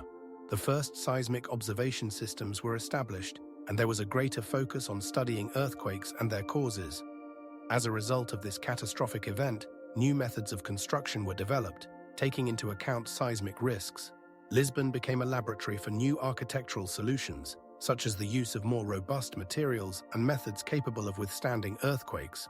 These changes fundamentally influenced European architecture and urban planning, as well as laid the foundation for further research in the field of seismology. The Great Lisbon Earthquake gave rise to new approaches to understanding the nature of earthquakes, which in turn contributed to improving the lives and safety of people in subsequent centuries. The reconstruction of Lisbon served as an example for many other cities affected by natural disasters and spurred the development of science and technology in Europe. On the night of April 18, 1906, San Francisco was struck by one of the most devastating earthquakes in the history of the United States. The epicenter was along the San Andreas Fault, which stretches over more than 1,000 kilometers through California. Underground tremors reached a magnitude of 6.8, and their destructive power was felt beyond the city. In less than a minute, more than 300,000 buildings were damaged or completely destroyed. This was not just a natural disaster, but the beginning of a true chaos. Many residents, trapped under the rubble, could not imagine that the subsequent fires would be even more catastrophic than the earthquake itself. Damaged gas lines and stoves began causing multiple fires that quickly spread throughout the city. Fire consumed everything in its path, destroying entire neighborhoods, while firefighters were unable to contain the scale of the disaster. Hour after hour, flames reached the sky and smoke enveloped the city, creating an atmosphere of horror. Estimates suggest that around 90% of all buildings in the city center were destroyed or severely damaged by fire, which lasted for more than 3 days. Streets once filled with people now became a sea of chaos, where cries for help mixed with the sound of collapsing structures. Firefighters, exhausted and overwhelmed, could not keep up with the flood of calls, and many abandoned their posts, realizing that the situation was out of control. Many citizens took matters into their own hands, forming volunteer groups to fight the fire, but even their efforts were often futile. City authorities were paralyzed, and in the midst of panic, mass looting and riots broke out. On the 4th day after the earthquake, firefighters were finally able to stop the main fire, but by then a large part of the city had already been destroyed. In the aftermath of the catastrophe, more than 30,000 people lost their lives, and another 200,000 were left homeless. The destruction of San Francisco in 1906 became not only a tragedy for the city, but also a significant milestone in the history of seismology and urban planning. Reconstruction strategies developed after this disaster later influenced how buildings are constructed in earthquake-prone areas around the world. Following the devastating earthquake in San Francisco, engineers and architects began actively developing new methods of earthquake-resistant construction. In 1908, just 2 years after the disaster, American engineers began implementing concepts of damping that allow buildings to absorb and dissipate energy generated by earthquakes. One of the first breakthroughs in this field was the use of special dampers installed between the foundation and the building, enabling the structure to move in response to ground tremors. In the 1990s, Japanese engineers developed technologies using flexible structures that can bend and yield in response to seismic activity, reducing the load on load-bearing walls and elements. For example, the Mitsubishi Tokyo building, constructed in 1993, became a model of such technology. It was designed to accommodate lateral movement, allowing it to remain stable even during strong earthquakes. Additionally, architects began using specialized construction materials such as high-strength steels and lightweight concretes, which possess high strength and resistance to seismic vibrations. In 1991, a skyscraper was built in Los Angeles that employed the latest methods of earthquake-resistant design, including a steel structure with additional stiffening ribs, demonstrating exceptional resistance to earthquakes. This building also incorporated a system of bearings that allows the structure to rest on small pads, minimizing contact with the base and thereby reducing the level of vibration.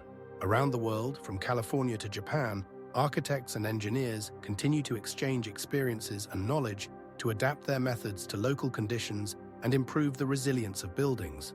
In 1998, an international symposium was held in Seattle where scientists and practitioners presented their developments and research results in the field of earthquake-resistant construction.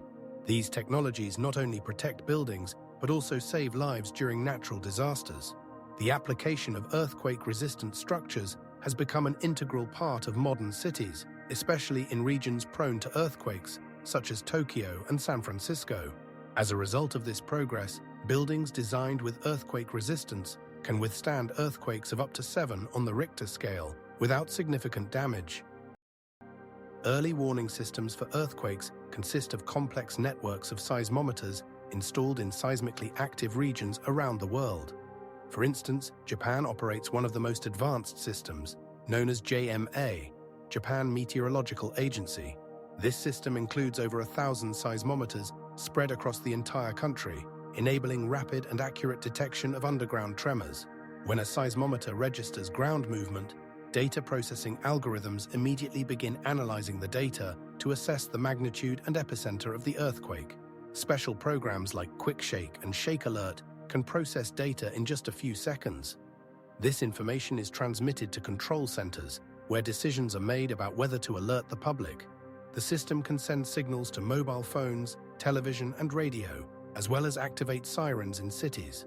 For example, in the 21st century, San Francisco implemented the Shake Alert system, which saved lives by providing timely warnings. Upon receiving a signal, people have only a few seconds to seek safety. Researchers have found that even a 1-second delay can save many lives, as people can use this brief window to evacuate the danger zone or take cover under a table. Methods of public notification vary from text messages to auditory signals that can be heard over long distances. In Japan, for instance, the warning system can activate a few seconds before destructive waves from an earthquake arrive, allowing people in buildings to evacuate and those on the streets to find shelter. Studies show that early warning systems can reduce the number of casualties by 25%, which is a significant achievement in the field of safety. Modern algorithms used for data processing can consider various factors, such as soil type and nearby buildings, to provide more accurate assessments. The use of technologies like machine learning is already improving prediction accuracy and reducing reaction time. This creates a race against time, where every second counts.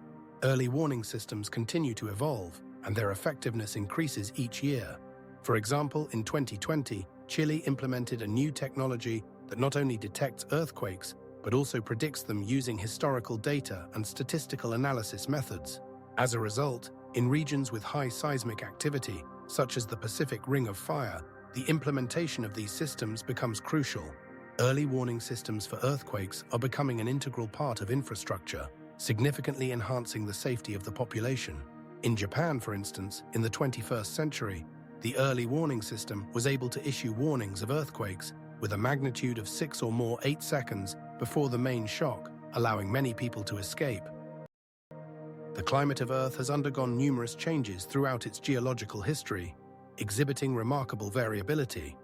During different epochs, the planet experienced both greenhouse conditions and ice age periods. When the climate was warm, the level of carbon dioxide in the atmosphere reached values exceeding current levels, which contributed to the formation of extensive tropical forests, even in regions now covered by ice. For instance, during the Cretaceous period, approximately 100 million years ago, the Earth's temperature was on average 12 degrees higher than it is now, allowing diverse forms of life to thrive in areas that are now deserts. At the same time, throughout Earth's geological history, there were sharp cooling events leading to the formation of ice sheets that covered significant parts of North America and Europe. An example of such ice age periods is the last glacial maximum, which occurred about 20,000 years ago, when the thickness of ice reached 3 kilometers in some places. These ice caps had a strong influence on sea level and even on the distribution of species. During that period, the sea level was more than 100 meters lower than it is now, and many coastal regions were land, facilitating the migration of animals and humans. Changing climatic conditions, such as global warming and cooling, were linked to natural factors such as changes in solar activity, volcanic activity, and tectonic movements. For example, volcanoes, by ejecting vast amounts of ash and gases, could temporarily cool the climate by blocking sunlight and reducing surface temperatures. Meanwhile, such tectonic processes as the movement of continents altered the distribution of oceans and continents, also influencing the climate.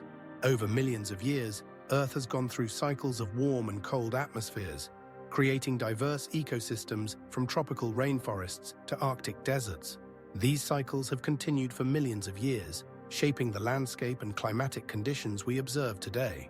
For example, during a period around 100 million years ago, when warm climatic conditions favored the formation of large coral reefs, sea level was significantly higher than in the last few million years. Ultimately, climate changes not only affected temperature, but also biological diversity, creating conditions for the extinction of some species and the emergence of new ones. The diversity of climatic conditions on Earth is not a coincidence, but a result of the interaction of many factors, from the planet's orbit to the composition of its atmosphere. This historical context shows that Earth is a dynamic system where climate changes in response to numerous internal and external factors, and changes are ongoing. Scientific research, such as the analysis of ice cores from Greenland, helps understand how the level of carbon dioxide and temperatures have changed over millions of years, allowing us to trace the connection between climatic changes and the development of life. The Paleocene-Eocene thermal maximum occurred around 56 million years ago and was one of the most significant climatic events in Earth's history. During this period, the surface temperature of the oceans rose by 5 to 7 degrees Celsius. This rapid warming led to catastrophic changes in marine and terrestrial ecosystems. For instance, studies conducted in the 20th century revealed a significant increase in atmospheric carbon dioxide levels, which intensified the greenhouse effect and altered the chemical composition of the oceans. As a result of this warming, there were massive shifts in the habitats of various organisms. Many plant species, including conifers and deciduous trees, began to migrate northward, displacing cold-adapted species. This also contributed to the development of tropical forests in regions where they had not previously existed, such as in modern northern areas. Marine fauna also experienced significant changes. Many coral species, such as those of the Siderastrea genus, became more widespread, while others adapted to colder conditions began to disappear. Fossil evidence indicates that mammals greatly increased their diversity and size, including the ancestors of modern elephants and whales. The emergence of new ecosystems led to the active development and adaptation of certain groups of organisms, such as primates, to rapidly changing conditions. Meanwhile, many marine organisms, including mollusks, exhibited changes in their shells, indicating deteriorating living conditions due to rising temperatures and changes in water salinity. These changes did not go unnoticed. In some regions, mass extinctions of species were observed, as confirmed by paleontological findings that show a sharp reduction in biodiversity during certain time intervals. Scientific research, such as the analysis of carbon isotopes in sedimentary rocks, has shown that this period was associated with the release of methane from underwater sources, further intensifying the warming effect. Ultimately, the Paleocene-Eocene thermal maximum served as a catalyst for many changes that shape the ecosystems we observe today. Scientific research indicates that changes in ecosystems influenced the development of both flora and fauna, creating new ecological niches and opening up possibilities for evolution. During the Paleocene-Eocene thermal maximum, which occurred approximately 65 to 52 million years ago, there was a massive release of methane from methane hydrates located at the bottom of the oceans. These methane hydrates are crystalline structures consisting of water and methane, which stably exist at low temperatures and high pressures. As the ocean temperatures began to rise, this caused the breakdown of methane hydrates, leading to even greater methane emissions into the atmosphere. Research indicates that an increase in temperature by 1 degree Celsius could result in the release of vast amounts of methane, which in turn initiated a chain reaction contributing to further warming. Scientists such as Dr. Jonathan L. Rive from the University of California in Los Angeles assert that methane has a much stronger greenhouse effect than carbon dioxide. Over a period of 20 years, it is 20 times more effective at trapping heat in the atmosphere. This created a positive feedback loop. Increased temperature facilitated further methane release, leading to even greater warming. Estimates suggest that during the period of maximum temperature on Earth, temperatures could have risen by 7 to 8 degrees Celsius. This rapid change in climate led to mass migrations and extinctions of species, as ecosystems were unable to adapt to such swift changes. Furthermore, studies have shown that the level of carbon dioxide also significantly increased, reaching values above 1,000 parts per million, which is a critical threshold for maintaining balance in the climate system. During such periods, the planet becomes particularly vulnerable, and the release of greenhouse gases from permafrost layers and oceans creates conditions for rapid climate changes. Analysis of marine deposits shows that for 1 million years after the Paleocene-Eocene maximum, the climate system remained unstable, experiencing various temperature fluctuations. This resulted in many species being unable to survive in the new climatic conditions, including extensive forests that were replaced by more resilient ecosystems. Ultimately, this process of methane release became a catalyst for significant changes in the biosphere, shaping a new structure of life on Earth. Snowball Earth is a hypothetical state of the planet where glaciers covered almost the entire surface, including equatorial regions. Such periods occurred several times in Earth's history, with the most attention given to two main events. The first, chronologically, is the late Neoproterozoic period, spanning from 700 to 600 million years ago. During this time, the planet experienced extreme conditions, with ocean surface temperatures dropping significantly and their waters freezing almost to the equator. This phenomenon led to a sharp decline in photosynthetic activity, as sunlight could not penetrate through the thick layer of ice, resulting in a global catastrophe for many species. As a result, life on the surface was extremely scarce, with only small ecosystems able to survive in relatively warm waters of hot springs and deep-sea hydrothermal vents, where temperatures could reach over 300 degrees Celsius. These places became true oases of life, where simple organisms such as archaea and bacteria adapted to extreme conditions, managed to survive.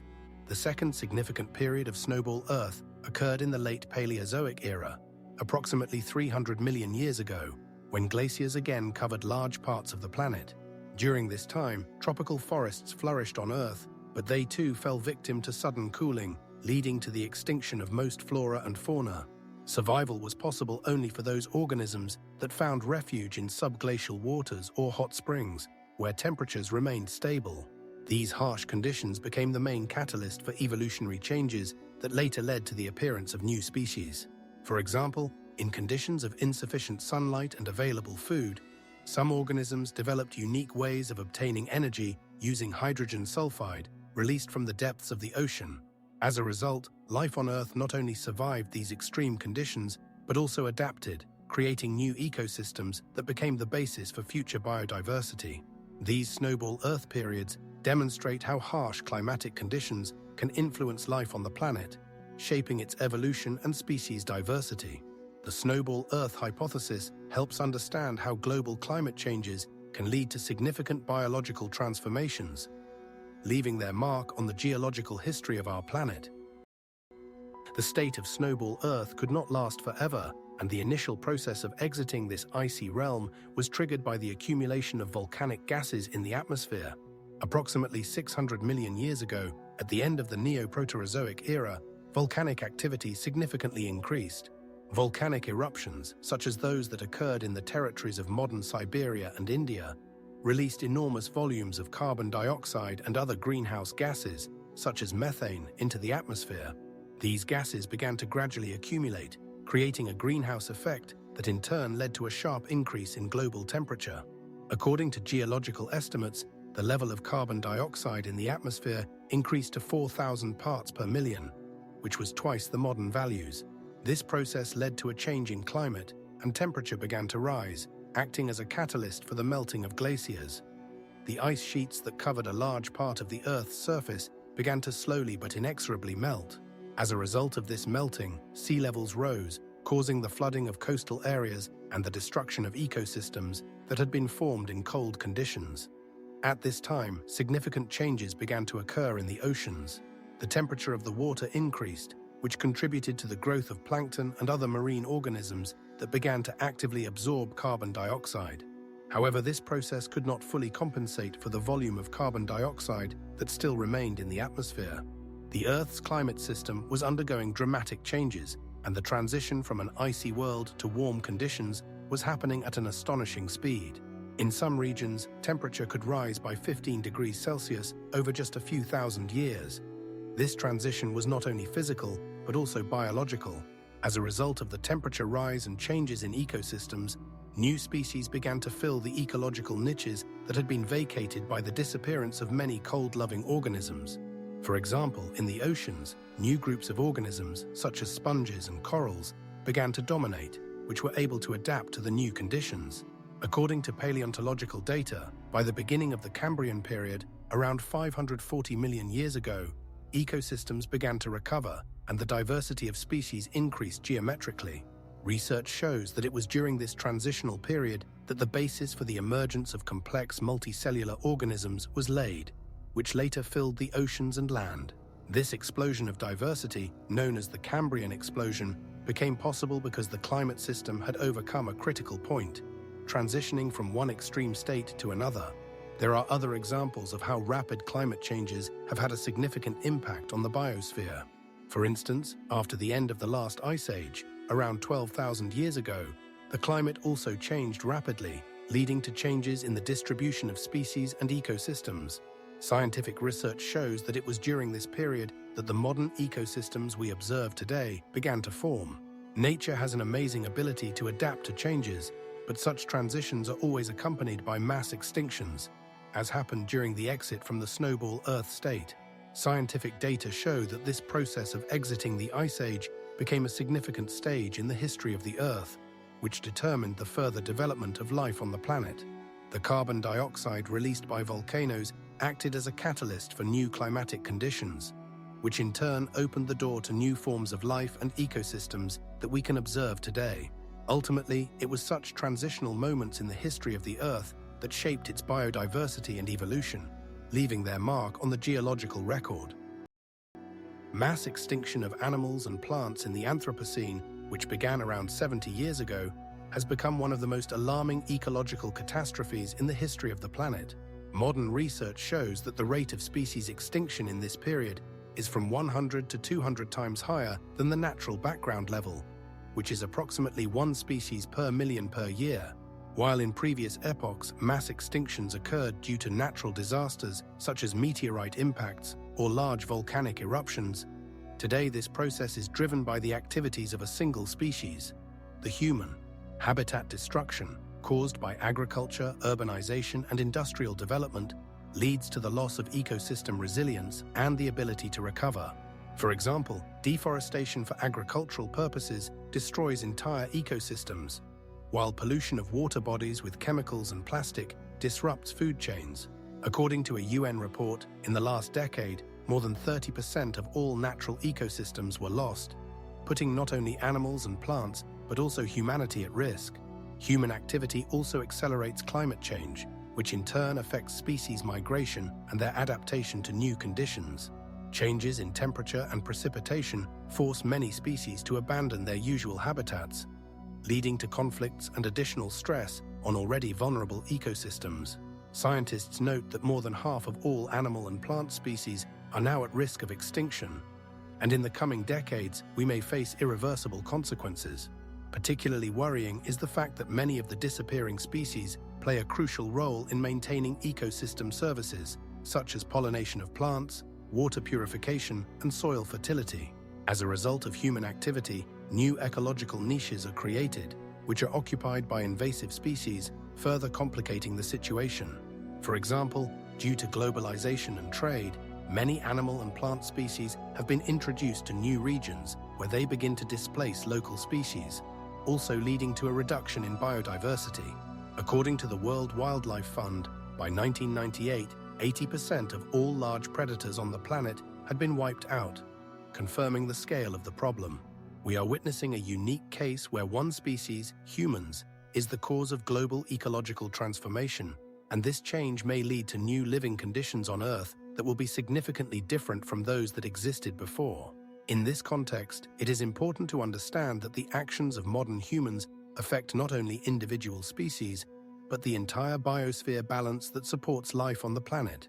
Scientific research shows that in the coming years, we may face new challenges related to the restoration of lost biodiversity and adaptation to changed conditions. These facts underscore the need for urgent measures to protect the remaining ecosystems and species from further destruction. In Australia during the Holocene, approximately 30,000 years ago, a collapse of megafauna occurred, which is considered one of the most significant ecological catastrophes in the continent's history. The first humans who migrated to Australia brought new hunting technologies and controlled fire, making them not only hunters, but also active modifiers of the environment. The isolation of Australian fauna over millions of years contributed to the formation of a unique ecosystem, but also made it particularly vulnerable to human influence. For example, giant marsupials like the megalania, which could weigh up to 300 kilograms and measure up to 3 meters in length, disappeared, likely due to hunting and habitat changes facilitated by human activity. These megafauna were the main herbivores, and their disappearance immediately altered the ecosystem. The vegetation they previously consumed increased, leading to changes in the structure of forests and grasslands. In particular, the population of smaller herbivores like kangaroos increased, which in turn affected the types of predators, such as dingoes, that adapted to the new conditions. The use of fire for land clearance and hunting also changed the regime of natural fires. Vegetation that was not previously adapted to frequent fires began to change its behavior. Furthermore, some plant species, such as eucalyptus, began to adapt to the new conditions by developing mechanisms for recovery after fire. But many other species could not cope with the changes. The disappearance of large herbivores also led to soil erosion, as grassy layers could not hold the soil as effectively as large mammals once did. As a result, by 15,000 years ago, when the climate became drier, the Australian ecosystem had already undergone significant changes. It is important to note that some archaeological finds, such as animal bones dated to this period, show that hunting of megafauna was widespread, and their disappearance was not accidental. The arrival of humans as a new predator became a catalyst for changes that later shaped the modern Australian landscape. Ultimately, the disappearance of megafauna became not only an ecological catastrophe, but also a turning point in human history on the continent. Many of these changes continue to influence the Australian ecosystem today, underscoring the connection between human activity and the state of nature. Scientific research conducted in recent years shows that human impact on ecosystems can have long-term consequences that we still do not fully understand. The dodo, or dronte, was a flightless pigeon that inhabited the island of Mauritius. It became a symbol of the tragic extinction of species due to human activity. The discovery of Mauritius by Europeans occurred in 1583, when Portuguese explorers first reached this remote island in the Indian Ocean. The dodo, which reached a height of 1 meter and weighed around 10 kilograms, had no natural predators and thus did not develop instincts to avoid danger. These birds nested on the ground, laying their eggs in simple sand pits, making them easy prey for newcomers. As the island was colonized, the dodos faced new threats that led to their rapid decline. The first European colonists, including the Dutch, began hunting dodos for their meat, which was considered delicious. By the time the Dutch permanently left the island in 1631, dodos had become rare. It is important to note that dodos were unable to adapt to the new hunting conditions and did not know how to hide from predators. After their habitat was destroyed, animals such as pigs, rats, and monkeys, introduced to the island by European sailors, began to eat dodo eggs and their chicks. By 1653, dodos had disappeared from the face of the earth. The last confirmed sightings occurred in 1639, when an English naturalist, Sir Thomas Dale, recorded the last dodo he saw on the island. Only a few preserved skulls and a few stuffed dodos give us an idea of the species that once inhabited this tropical island. The disappearance of the dodo taught us a lesson about how quickly a whole species can be destroyed if it is defenseless against new threats, emphasizing the importance of protecting unique ecosystems and their inhabitants. The 18th century witnessed how human greed and ignorance led to the extinction of one of the most unusual species on the planet.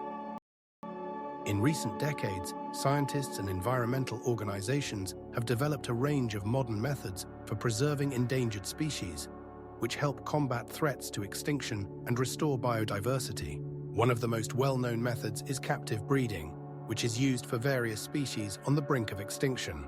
For example, the black rhino breeding program in Africa has increased the population of this species from less than 400 individuals to more than 2,000 over the past 30 years. Scientists create safe conditions for reproduction, providing animals with everything they need, including specialized food and medical care. Cryopreservation of genetic material has also become an important strategy for conservation. This method allows seeds, egg cells, and sperm from endangered species to be stored at extremely low temperatures. In 2003, the Global Seed Bank was established in Japan, which stores seeds from more than 300,000 plants, many of which are threatened with extinction.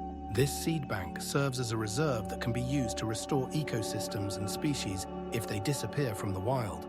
Scientists are also experimenting with cloning, using samples of genetic material from cryopreservation. An example is the attempt to clone a species that has gone extinct, the Persian leopard. In 2018, Iranian scientists announced the creation of a team working on this task to bring the species back from extinction. Restoration of ecosystems is no less important for preserving biodiversity. This includes the reintroduction of species that have been displaced from their natural habitats. For example, the project to restore the wolf population in Yellowstone National Park in the United States began in 1999, when scientists reintroduced wolves back into the ecosystem after their disappearance in the 1930s. This led to an increase in the population of other species and the restoration of balance in the ecosystem. Methods such as creating nature reserves and protected areas help protect vulnerable species and their habitats. Africa has created more than 30 national parks that ensure the safety of wildlife and their preservation. Scientific research also plays a crucial role in understanding the threats that species face. Scientists like Dr. Jane Goodall study the behavior and social structures of animals, which helps develop protection strategies. In 2018, Goodall launched the Roots and Shoots initiative, which engages youth in environmental conservation issues. As a result, thousands of young people around the world participate in projects to protect local ecosystems and animals. Modern technologies are increasingly becoming part of efforts to protect nature. Drones are used for monitoring animal populations and their habitats, allowing for quick detection of changes and taking action. In 1998, a program in Kenya used drones to detect illegal logging and poaching. This not only helped save individual animals, but also preserved entire ecosystems. For example, the program to protect the Amur tiger in Russia and China is aimed at protecting this rare species. Active restoration of tiger habitats began in 1991, leading to an increase in the population to 120 individuals in Russia. This was made possible by the creation of protected territories and strict control over poaching. These efforts highlight that the fight to preserve endangered species requires a comprehensive approach and international cooperation. In 2000, the Convention on Biological Diversity was adopted, which aims to conserve ecosystems and promote sustainable use of biological resources. An important step was the creation of the International Union for Conservation of Nature, which coordinates the actions of countries and organizations to protect natural resources. Preserving biodiversity is not just a task for scientists, it is a responsibility for all of humanity. Each species and each ecosystem has its own value and unique role in maintaining the balance of the planet. The restoration and protection of endangered species is a task that we cannot ignore if we want to preserve the richness of nature for future generations. By 2020, the number of species at risk of extinction reached 1 million, underscoring the need for active action and support for conservation programs. Anthropogenic climate change is a serious challenge that has resulted from centuries of human activity. The primary mechanism behind this change is the intensification of the greenhouse effect, which occurs due to the increase in the concentration of carbon dioxide and other greenhouse gases in the atmosphere. The essence of the greenhouse effect is that solar rays penetrate the atmosphere, heat the Earth's surface, and then the heat is radiated back into space. However, when the concentration of carbon dioxide, methane, and nitrous oxide increases, some of the heat is trapped in the atmosphere, leading to a rise in global temperature. For instance, according to data from the Intergovernmental Panel on Climate Change, the level of carbon dioxide in the atmosphere has increased from approximately 250 parts per million in the 19th century to more than 400 parts per million in the 21st century. This increase is primarily due to the burning of fossil fuels, deforestation, and agricultural activities, which result in a significant increase in carbon emissions. As a result of this climate change, natural climate processes are accelerating. For example, the melting of glaciers and polar ice, which in turn leads to a rise in sea level. Additionally, changes in temperature affect weather patterns, causing more frequent and intense hurricanes, droughts, and floods. As a result, ecosystems face severe stress, leading to the extinction of species and changes in biomes. 80% of the Amazon rainforest, which is the planet's most important lung, has been destroyed or degraded due to human activity, further exacerbating the carbon situation in the atmosphere. Rising temperatures also cause soil drying, leading to reduced crop yields and, consequently, food crises. In some regions, there is already a significant change in climate that threatens the existence of communities dependent on traditional agriculture. According to scientists, if current trends continue, by the end of the 21st century, millions of people may face water and food shortages, leading to mass population migrations. This creates new conflicts and increases the burden on already strained resources. The growing imbalance in the planet's climate system means that ecosystems cannot adapt as quickly as required by the new conditions. For example, coral reefs, which are home to many marine species, are experiencing mass bleaching due to rising water temperatures and ocean acidification. This is another example of how anthropogenic actions affect natural processes, leading to the destruction of familiar ecosystems. As a result, the planet is facing temporary changes that may have unpredictable consequences for all life on Earth. The increase in the frequency and intensity of extreme weather events, such as hurricanes, floods, and droughts, is becoming the norm, further threatening the stability of the climate system.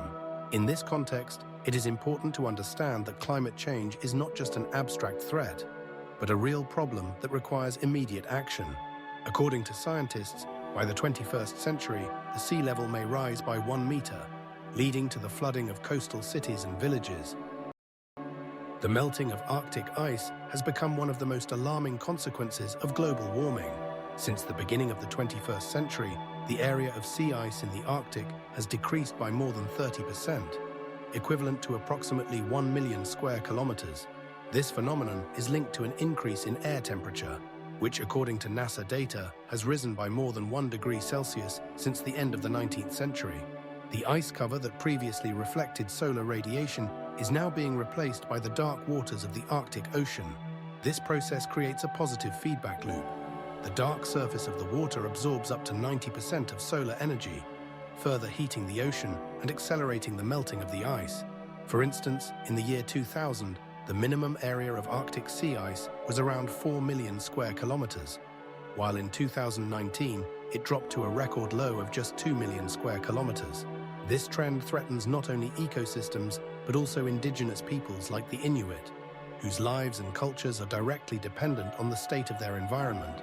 Changes in the ice cover affect the migration of marine mammals such as seals and polar bears, which use the ice as a platform for hunting and reproduction.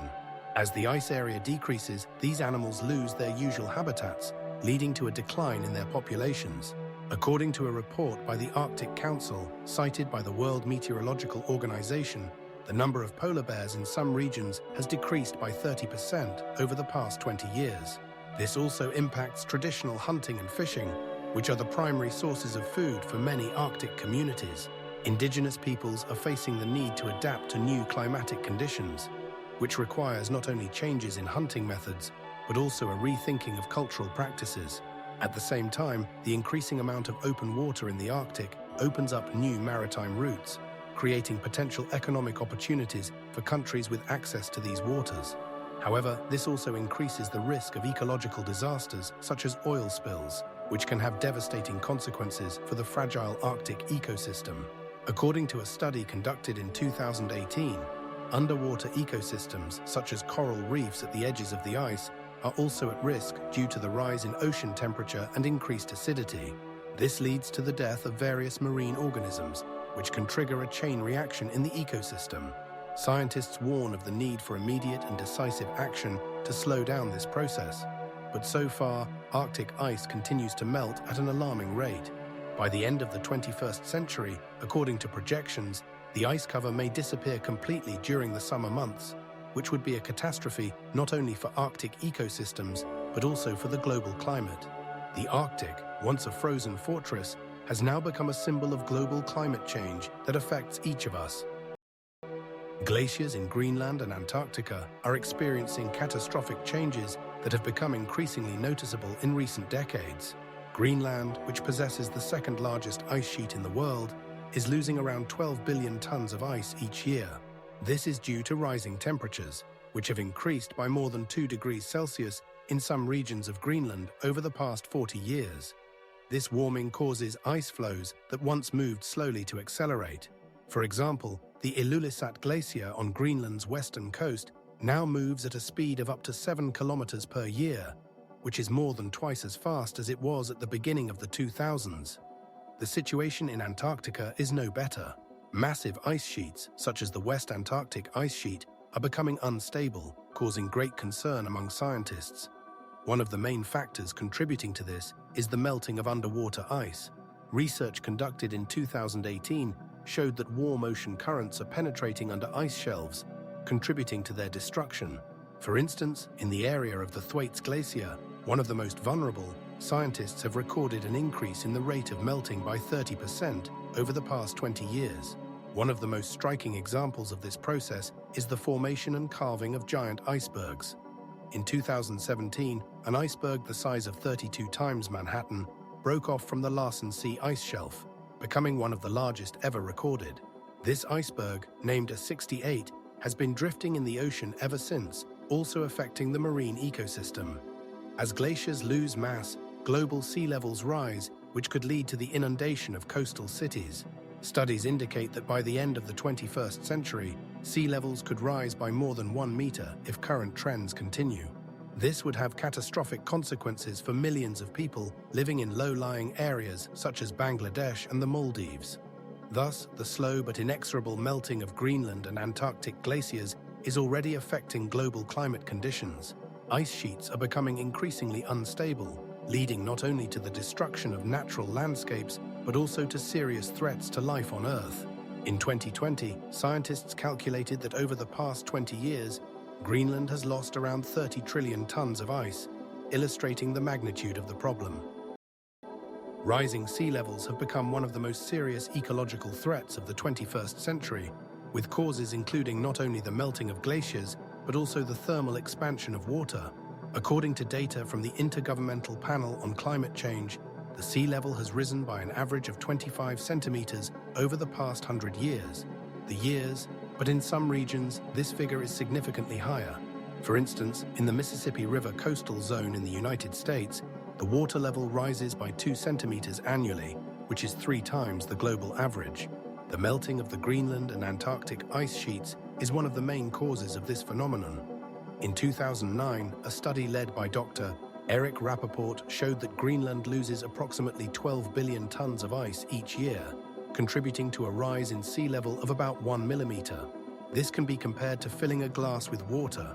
The faster the ice melts, the faster the water level rises. Coastal cities such as New York, Tokyo, and Shanghai face the threat of flooding, as their infrastructure is not adapted to such changes. For example, in Shanghai, about 30% of the territory is located less than 1 meter above sea level, and by 2030, the sea level is expected to rise by 1 meter. This will result in millions of people being at risk of evacuation, and local authorities will have to take measures to strengthen the coastline and create new drainage systems. Island nations, such as the Maldives and Tuvalu, are already experiencing the consequences of sea level rise. In Tuvalu, for instance, the sea level rises by 30 centimeters over 10 years, threatening the very existence of the nation, which consists of only 9 islands. Research indicates that by 2040, up to 7 million people could become climate refugees if no decisive measures are taken for adaptation. Countries like the Netherlands already have experience in building dikes and drainage systems that can serve as examples for other nations facing similar problems. In 2020, the Dutch government launched a project called the Delta Program, aimed at protecting against floods and adapting to climate change. In this context, international cooperation becomes crucial, as the problem of flooding knows no borders. The global community must unite efforts to develop technologies that can help address this global threat. In every country, particularly in coastal regions, urban planning must be reassessed to account for climate change and prevent potential disasters. In 2020, Indonesia passed a law to move the capital from Jakarta, located on a flood-prone coast, to a safer region on the eastern part of Borneo. These measures underscore that adaptation to climate change has become an integral part of the policy of many countries, as the consequences are already being felt. For example, in 2020, a flood in Bangladesh resulted in the deaths of more than 400 people and left millions homeless, demonstrating the vulnerability of the population to climate changes and the need for timely action. The change in rainfall patterns due to global warming is becoming increasingly evident, manifesting in the intensification of extreme weather events. According to the Intergovernmental Panel on Climate Change, in the 21st century, some regions will experience a 30% increase in rainfall, while in others it may decrease by 30%. For instance, in Eastern Africa, where traditional agriculture relies on seasonal rains, there is a sharp increase in dry periods, leading to a significant reduction in crop yields. In 2020, Kenya experienced a drought lasting more than 6 months, resulting in over 2 million people facing food shortages. Meanwhile, in countries like India, intense rains have caused widespread flooding. In 2019, over 600,000 people were displaced in India due to floods brought by heavy monsoon rains. Research shows that climate change increases the frequency and intensity of rainfall in tropical regions, leading to more frequent and devastating floods. At the same time, in regions such as the southern states of the United States, there is an increase in drought cases, leading to soil desiccation and reduced agricultural productivity. In 2020, in the states of Texas and New Mexico, drought left more than 80,000 acres of farmland unsuitable for cultivation. The unpredictability of weather conditions poses a challenge to traditional farming methods and urban infrastructure. Farmers must adapt to changing conditions, which requires the adoption of new technologies and methods such as drip irrigation and drought-resistant crop varieties. However, not all regions have access to such innovations. In low-income countries like Sudan, farmers remain dependent on traditional methods, putting their survival at risk. Additionally, changes in rainfall patterns affect water supply, as rivers and water bodies either dry up or overflow, threatening urban infrastructure. For example, in 2020 in Bangladesh, where river water levels rose 2 meters above normal, many cities were flooded, leading to mass evacuations and destruction. Faced with such challenges, cities must rethink their water resource management strategies. In the face of increasing weather unpredictability, traditional urban planning and agricultural models become ineffective. According to the World Bank, by 2030, nearly 100 million people may become climate refugees. Risk management systems based on old climate data are no longer effective in the face of new realities. Extreme weather conditions require flexibility and adaptability, which are often lacking in both agriculture and urban planning. As a result, countries unable to quickly adapt to changing climate conditions face severe economic and social consequences. Climate change has led humanity to consider geoengineering as a potential solution to counter global warming. Geoengineering involves deliberate human intervention in Earth's climate system to mitigate the effects of climate change. This concept encompasses various methods, ranging from increasing the reflectivity of the atmosphere to removing carbon dioxide from the atmosphere. On one hand, proponents of geoengineering argue that without active measures, we risk facing catastrophic consequences such as floods, droughts, and ecosystem collapse. For instance, according to the Intergovernmental Panel on Climate Change, if the temperature rises by more than 2 degrees Celsius, this could lead to a significant reduction in biodiversity and the possible extinction of up to 30% of all species on the planet. However, on the other hand, interfering with the climate system carries risks of unforeseen consequences. For example, altering cloud cover to reflect sunlight could change weather patterns, which in turn could affect agriculture and water supply in different regions. Studies conducted in 2015 showed that even small changes in climate conditions can trigger chain reactions that are difficult to predict. The problem is exacerbated by the fact that many geoengineering methods have not been tested on a large scale, and their long-term effects remain unknown. Additionally, ethical questions arise. Does humanity have the right to interfere with natural processes that have evolved over billions of years? Such an approach could also create new inequalities, as wealthy countries could afford to conduct climate experiments while poor regions suffer the consequences. In 2019, a group of scientists from the University of California published a report warning about the risks of climate colonization, where some countries would determine climate policy, ignoring the interests of others.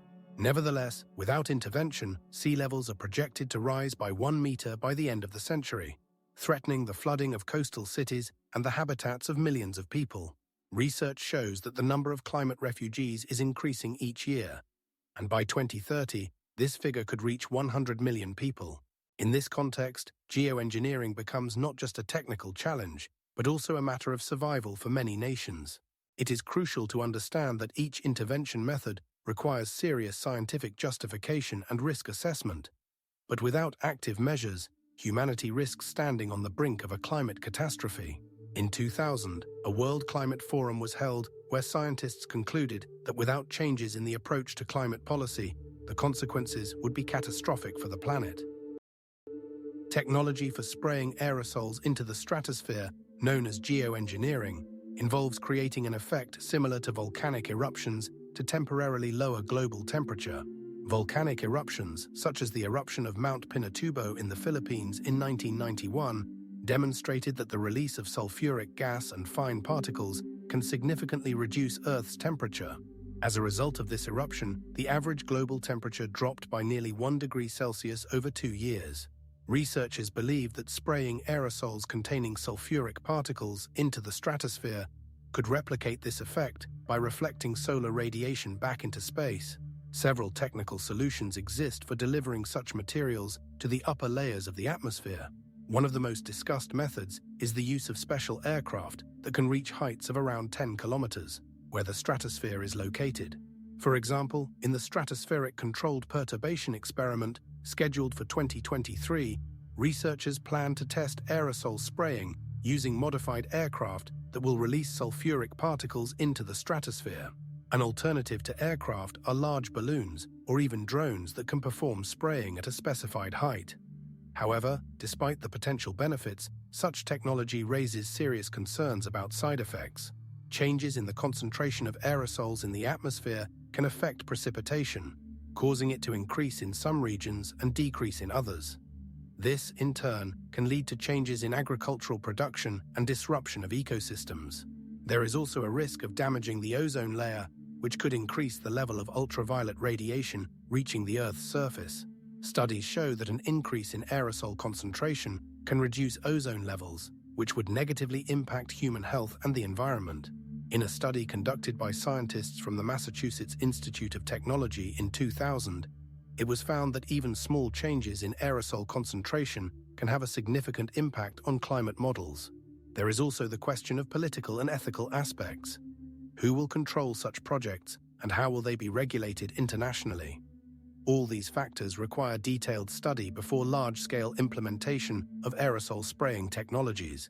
In this context, it is important to note that none of the proposed methods have undergone full scientific testing, and their consequences remain largely uncertain. Carbon capture and storage, CCS technologies, are becoming an important tool in the fight against climate change, and their implementation requires significant efforts and resources. Direct capture of carbon dioxide from the atmosphere involves the use of specialized facilities that can capture CO2 directly from the air. For example, the Swiss company Climeworks has been using its facilities since 2017 to capture up to 1,000 tons of carbon dioxide per year. This technology works on the basis of chemical reactions, where air passes through special filters containing chemicals that bind carbon dioxide. After capturing CO2, it is compressed and stored underground or used in various industries. One such example is the CarbFix project in Iceland, where carbon dioxide extracted from the atmosphere is introduced into basaltic rocks, where it mineralizes and turns into stone, making it long-term safe for storage. This process requires the creation of extensive infrastructure, comparable in scale to the oil industry, but with the opposite goal, to not extract carbon, but to return it back to the Earth's crust. It is expected that for the effective functioning of CCS technologies, thousands of facilities will need to be built in different regions of the world, from large industrial sites to small towns. For example, in 2021, several large-scale carbon capture projects were planned in the United States, with a total capacity of more than 10 million tons of CO2 per year. This will require not only significant investments, but also the development of new technologies to increase the efficiency of capture.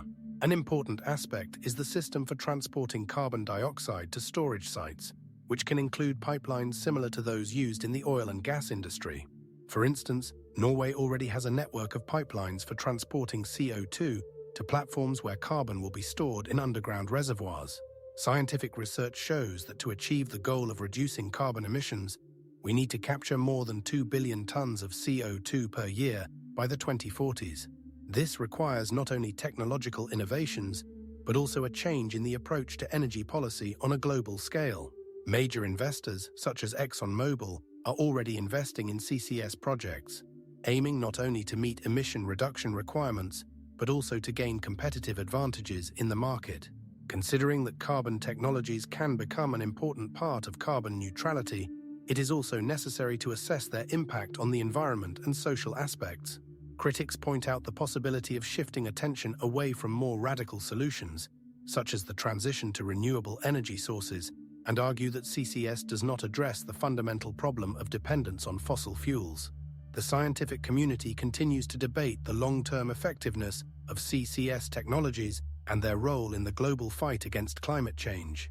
It is important to understand that for the successful implementation of projects, not only technical support is required, but also the support of governments and the public, which adds an additional layer of complexity to this massive challenge. Healthy ecosystems such as forests, wetlands, and marine ecosystems play a crucial role in carbon sequestration and mitigating the impacts of climate change. Forests, for instance, are among the most effective natural carbon sinks. According to the World Bank, 1 hectare of mature forest can absorb up to 12 tons of carbon per year. Forests not only absorb carbon dioxide, but also provide a wide range of ecosystem services. They preserve biodiversity, providing habitats for millions of plant and animal species.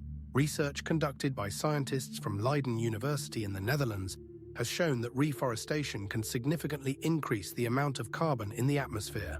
For example, the Forest Initiative project in Brazil, which began in 2005, aims to restore 12 million hectares of tropical forests, which is estimated to capture up to 7 billion tons of carbon by 2030. Wetlands, in turn, are considered one of the most productive ecosystems on the planet. They absorb carbon through the decomposition of organic matter and the formation of peat. A study conducted in 2009 showed that 8% of the Earth's surface covered by wetlands holds around 30% of the carbon stored in soils. Restoration of wetlands also prevents flooding, improves water quality, and supports local biodiversity. Marine ecosystems, such as mangrove forests and seagrasses, are also important for carbon sequestration. Mangrove forests, according to UNESCO, absorb carbon 3 times faster than tropical forests and can hold carbon in their roots for centuries. Restoration of mangrove forests in countries like Indonesia and the Philippines has become a priority in the fight against climate change, as they not only absorb carbon but also protect coastlines from erosion. Research conducted in 2018 showed that restoring mangrove forests in Indonesia could result in the absorption of up to 20 million tons of carbon per year. These ecosystems also play a vital role in maintaining ocean health, providing protection for juvenile fish and other marine organisms. The diversity of ecological services provided by healthy ecosystems makes them indispensable in the fight against climate change and maintaining the balance of nature. In the near-Earth space, there are constantly objects of various sizes that pose potential threats to our planet. Each year, Earth encounters more than 30,000 small meteoroids, many of which burn up in the atmosphere, but some reach the surface. According to scientists, there are more than 1 million asteroids larger than 1 kilometer in diameter in the solar system, and their orbits intersect with Earth's trajectory. For instance, asteroids in the so-called asteroid belt, located between the orbits of Mars and Jupiter, are periodically ejected into near-Earth space due to gravitational interactions. These objects can range from small pebbles to massive monoliths exceeding several kilometers in diameter. Asteroids that cross Earth's orbit are classified as near-Earth objects, or NEOs. For example, as of 2020, more than 2,000 NEOs were registered, and their number continues to grow as astronomers discover new objects thanks to improved observation technologies. It is important to understand that even small asteroids, the size of a car, can cause significant damage if they enter the atmosphere and do not burn up. In 2018, a meteorite the size of a truck exploded over Chelyabinsk, causing a shockwave that damaged more than 7,000 buildings and injured around 1,500 people. This event clearly demonstrated that even relatively small objects can pose a serious threat. Significant attention is drawn to this problem by scientists engaged in monitoring and studying NEOs. They use various methods, including radar and optical telescopes, to track orbits and predict possible collisions. It is worth noting that the threat from asteroids is not new. Throughout the history of our planet, there have been numerous collisions that have significantly affected ecosystems and climate. For example, it is believed that a catastrophe caused by an asteroid impact in the area of the present-day Mexican Gulf around 60 million years ago led to the mass extinction of dinosaurs. This incident underscores not only the potential consequences of such events, but also the necessity of continuing to study and understand the dynamics of objects in our solar system. Modern technologies allow not only to predict possible threats, but also to develop strategies for their prevention, including ideas for deflecting asteroids that may collide with Earth. In 2020, NASA, along with the European Space Agency, launched a project to study the possibility of changing the trajectory of an asteroid using a kinetic impact. Astrophysicists assert that the constant presence of asteroids and comets in near-Earth space reminds us of the fragility of our planet and the importance of studying the cosmos. While Earth moves along its orbit at a speed of approximately 30 kilometers per second, it passes through a cosmic sea filled with small and large objects that can at any moment change their trajectory and become a threat. These objects, which are constantly in motion, possess unpredictability and can suddenly appear and disappear from our field of vision. For example, an asteroid currently at a safe distance may unexpectedly approach Earth due to the gravitational influence of other planets. In this context, it is important to note that scientists will continue to closely monitor celestial bodies to minimize the risk of collision and protect humanity from potential catastrophe. Currently, more than 30,000 objects are registered on orbits that intersect with Earth. Astronomers worldwide actively participate in programs for detecting and cataloging near-Earth objects, using modern telescopes and algorithms for systematic sky scanning. One of the key tools in this field is the Pan-STARRS telescope on Hawaii, which can detect objects as small as several tens of meters at distances of several million kilometers from Earth. This telescope employs high-resolution cameras that take sky images and then automatically process them using algorithms that can determine the motion of objects. Similar systems operate on the Catalina Sky Survey telescopes in Arizona and the Mount Lemmon Observatory, where astronomers daily monitor the sky for new asteroids and comets. Detected objects then undergo an orbital calculation process based on their observed positions and motion. Astronomers use Kepler's laws and numerical integration methods to accurately model orbits, allowing them to determine if an object crosses Earth's orbit and how close it can approach the planet. This process requires high precision, as even small errors in calculations can lead to an incorrect assessment of potential danger. A crucial part of the work is assessing the risk of collision, for which NASA's risk assessment system is used. Astronomers determine the probability of collision based on orbital parameters such as eccentricity and inclination, and also consider possible changes due to gravitational influences from other celestial bodies. International cooperation in this field has become particularly important in recent years. For example, the NEOWISE project, supported by NASA, uses infrared data to detect objects that are not visible in the optical range. Within this project, the WISE telescope, launched in 2009, has already discovered more than 30,000 near-Earth objects. Each new discovery adds information to international databases such as the Minor Planet Center, where orbital data and characteristics of all registered minor planets and comets are stored. There are also specialized programs, such as the European Space Agency's Space Safety Program, which monitor potentially dangerous objects and develop strategies for protecting Earth.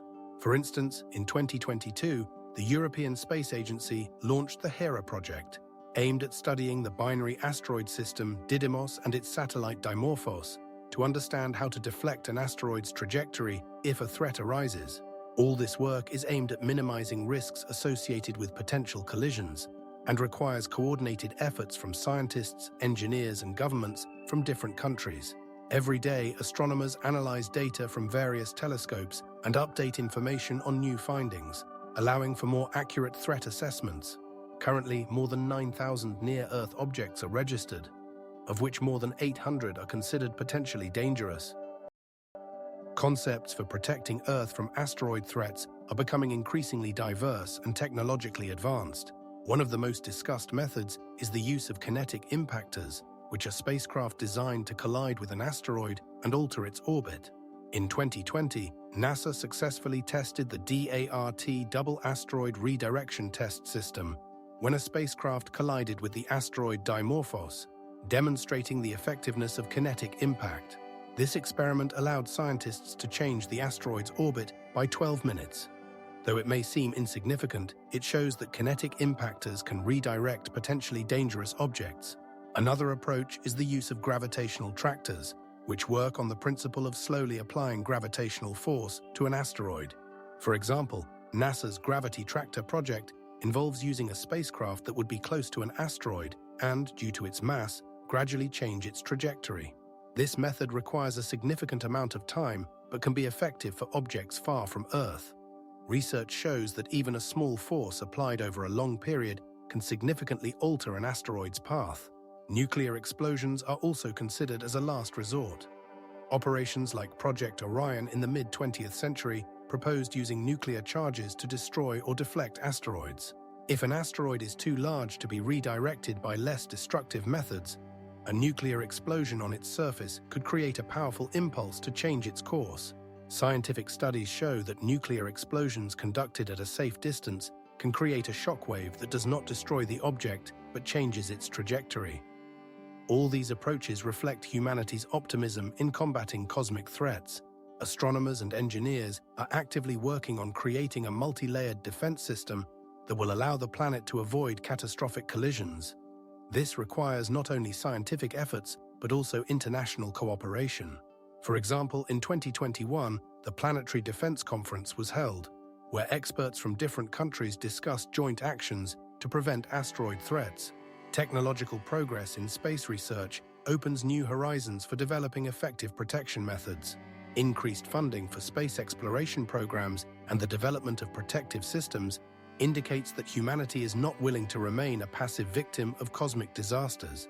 Additionally, projects like Psyche, which will study a metallic asteroid, open up possibilities for a deeper understanding of these objects and their potential future use, such as resource extraction. Monitoring technologies for near-Earth space are also crucial. Systems for tracking asteroids are becoming more accurate thanks to satellites and ground-based telescopes that can detect objects as small as several dozen meters. Existing programs, such as NASA's Near-Earth Object Observations, have already registered over 30,000 objects, allowing for early risk assessment. Thus, concepts for protecting Earth from asteroid threats are developing in various directions, from kinetic impactors to nuclear explosions, all aimed at creating a safe near-Earth environment. Humanity is becoming an active participant in protecting its planet from cosmic threats, requiring bold solutions and scientific breakthroughs. In the 21st century, numerous projects and programs aimed at studying and protecting against asteroids have been implemented, allowing for hope in successfully preventing potential catastrophes. For example, in 2023, a new spacecraft is planned to be launched to test technologies for changing asteroid orbits, and this is just one of many steps towards a safe future.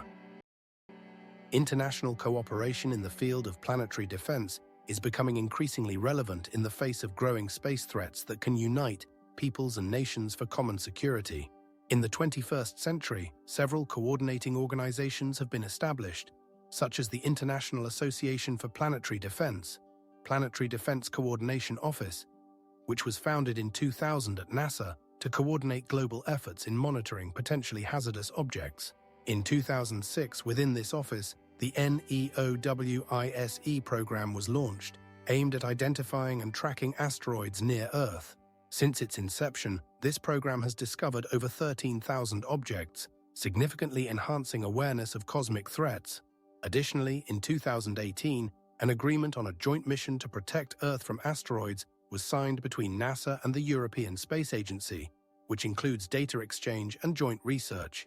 In the framework of this agreement, in 2021, a spacecraft named DART was launched into space to test technology for changing an asteroid's trajectory by impact. This mission was the first of its kind and demonstrated the possibility of international cooperation in asteroid defense, as scientists from different countries participated.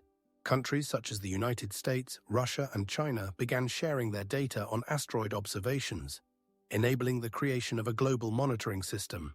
In 2022, at a summit on planetary defense in Tokyo, more than 100 countries agreed to unite efforts in information and technology exchange necessary for preventing asteroid collisions. This summit was a significant step towards overcoming political disagreements, as participants recognized that cosmic threats do not know borders and require joint action. An important aspect of such cooperation was the creation of a global database of asteroid observations, involving more than 30 countries. This database allows tracking changes in the orbits of objects and conducting analysis of potential threats to Earth. In 2023, an international conference is planned where representatives of countries will discuss further steps to improve the planetary defense system and data exchange. All these efforts highlight that cosmic threats can serve as a catalyst for human unity, overcoming political and economic divisions for common security. It is worth noting that in the 21st century, the number of observed asteroids and comets has increased fourfold compared to previous decades, underscoring the need for further international cooperation and data exchange. Over millions of years, the movement of tectonic plates has shaped and destroyed continents, creating various supercontinents such as Pangaea, which existed around 200 million years ago. Supercontinents emerge when continents gradually come together due to the movement of plates, which occurs as a result of convection in the Earth's mantle. This movement does not stop, and in the future, through tens of millions of years, we will witness a new unification of continents, leading to the formation of a new supercontinent. Research shows that tectonic plates can move at a speed of up to 10 centimeters per year, which may seem insignificant, but over millions of years, this leads to significant changes. For example, as a result of this movement, geologists estimate that continents may reunite in 50 million years, forming a vast continent that will differ fundamentally from the modern world. This unification will not happen instantaneously. Over millions of years, continents will collide, causing earthquakes and volcanic activity, forming new mountain ranges such as the Himalayas or the Alps. From a geological perspective, this process is continuous and unchanging, even if humanity were to disappear. Oceans, such as the Atlantic and Pacific, will change their boundaries, and new ocean basins may form due to the spreading of plates. For instance, the ocean currently between Africa and South America will gradually narrow, leading to the convergence of these two continents. Researchers like Dr. David Latimer from the University of California suggest that in 100 million years, we may witness the formation of a supercontinent with a completely different ecosystem and climate. This means that new species of animals and plants will evolve, while existing ones may become extinct, adapting to new conditions. Such changes occur over geological time and are independent of human intervention. Modern technologies, such as satellite geodesy, allow scientists to track the movement of plates in real time and predict how they will interact in the future. This is important not only for understanding geology, but also for ecology, as new continents can create entirely new ecosystems. Ultimately, geological processes do not stop. They continue indefinitely, and the future of the planet depends on these movements. For example, tectonic processes in the subduction zone, where one plate descends beneath another, create powerful earthquakes and volcanoes, as observed in the Pacific Ring of Fire. The time scales of these processes are immense, and they demonstrate that the Earth continues to change despite all the changes occurring on its surface. In approximately 250 million years, according to scientific estimates, continents may once again unite to form a supercontinent known as Ultima Pangaea. This unification will occur as a result of ongoing tectonic processes, including plate movements and subduction zones, which will alter the contours of the land. Based on models derived from current data on the movement of tectonic plates, it is predicted that Ultima Pangaea will be located close to the equator, creating a vast landmass that covers almost the entire surface of the Earth. Structurally, this supercontinent is likely to resemble traditional concepts of large continents, such as Africa or Eurasia, but with a much more pronounced central part and significantly smaller coastal zones. At the center of Ultima Pangaea, a vast continental area will emerge, where the climate will be extremely continental, with high summer temperatures and cold winters, without access to oceanic influences, leading to significant temperature fluctuations. Meanwhile, along the coasts where land meets the ocean, the climate will be milder and more temperate, thanks to the influence of marine currents. This creates ideal conditions for the diversity of ecosystems, which will be significantly different from those in the central regions of the supercontinent. For example, in the central regions, one can expect arid and semi-arid conditions, while on the coasts, more humid tropical forests will develop. The concept of Ultima Pangaea has become the subject of active research, including the work of Dr. Kenneth C. Lodge from the University of Oklahoma, who, based on computer modeling, predicted that in the future, the supercontinent could become home to numerous new plant and animal species adapted to changing conditions.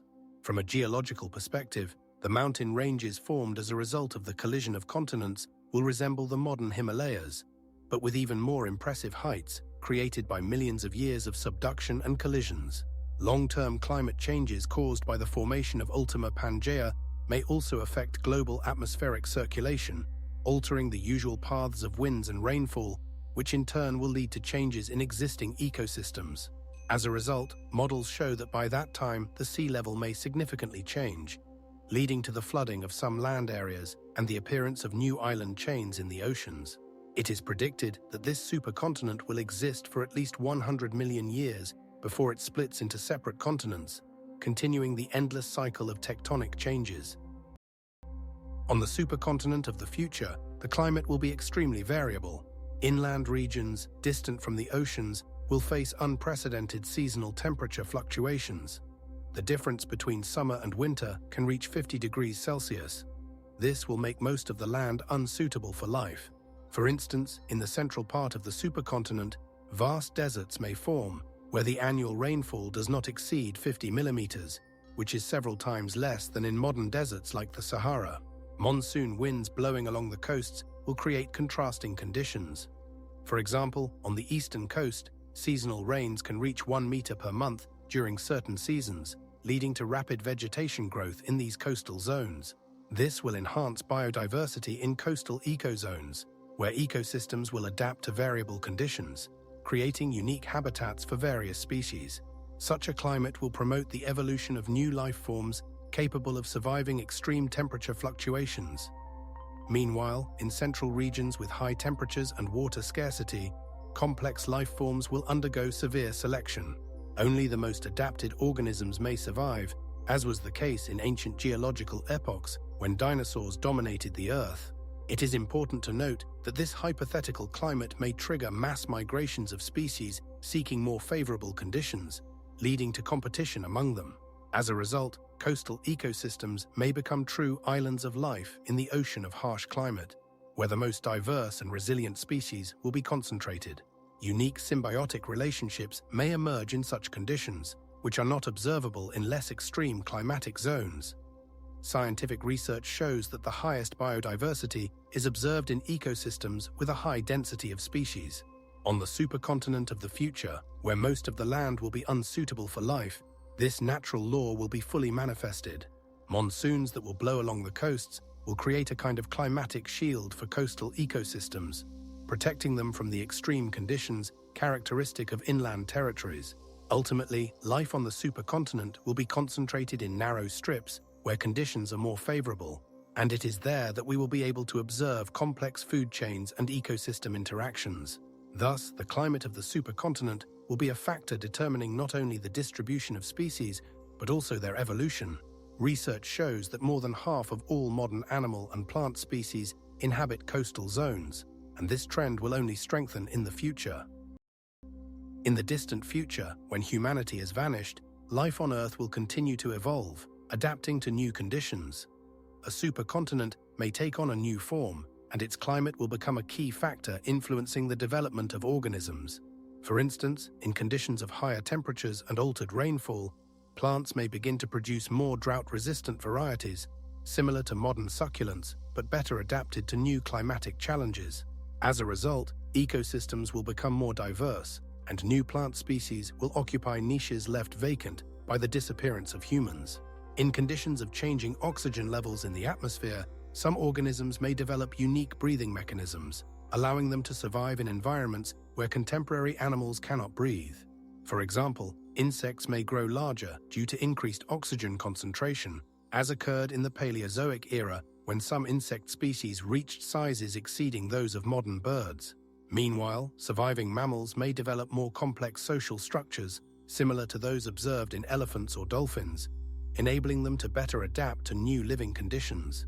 Birds, in turn, may evolve into new groups capable of longer migrations, possibly developing new navigation methods based on changes in Earth's magnetic field or solar activity. One of the most intriguing possibilities is the emergence of new groups of organisms, such as marine mammals, that can adapt to freshwater environments by modifying their physiological mechanisms to live in rivers and lakes, changing their feeding habits to match new food sources. In such conditions, surviving organisms will not only adapt, but also develop new survival strategies, leading to the emergence of entirely new ecosystems.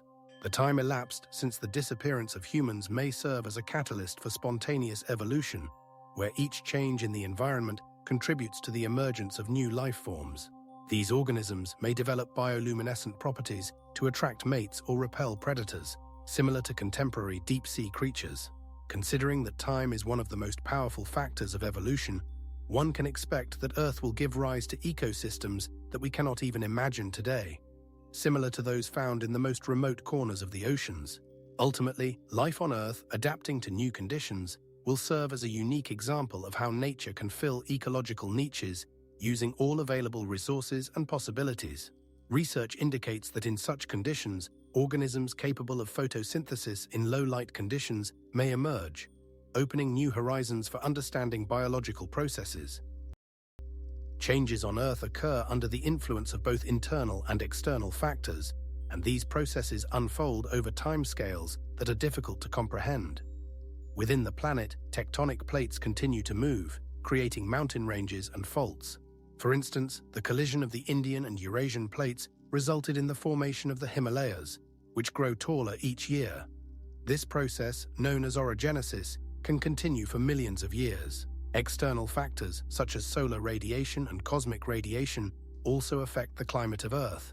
Changes in solar activity can cause global warming or cooling, which in turn influences ecosystems. For example, during a period around 1 million years ago, when solar activity was significantly higher, the Earth's temperature was several degrees warmer than it is now, facilitating the development of tropical forests, even in regions where cold climates prevail today. Over billions of years, such fluctuations have led to significant changes in the Earth's surface, forming new landscapes and ecosystems. Water, as the primary erosion agent, gradually wears away rock formations, creating valleys and canyons. An example is the Grand Canyon in Arizona, which was formed by the erosion of the Colorado River over millions of years. At the same time, volcanic activity continues to create new lands, as seen with the Hawaiian Islands, which were formed by underwater volcanic eruptions.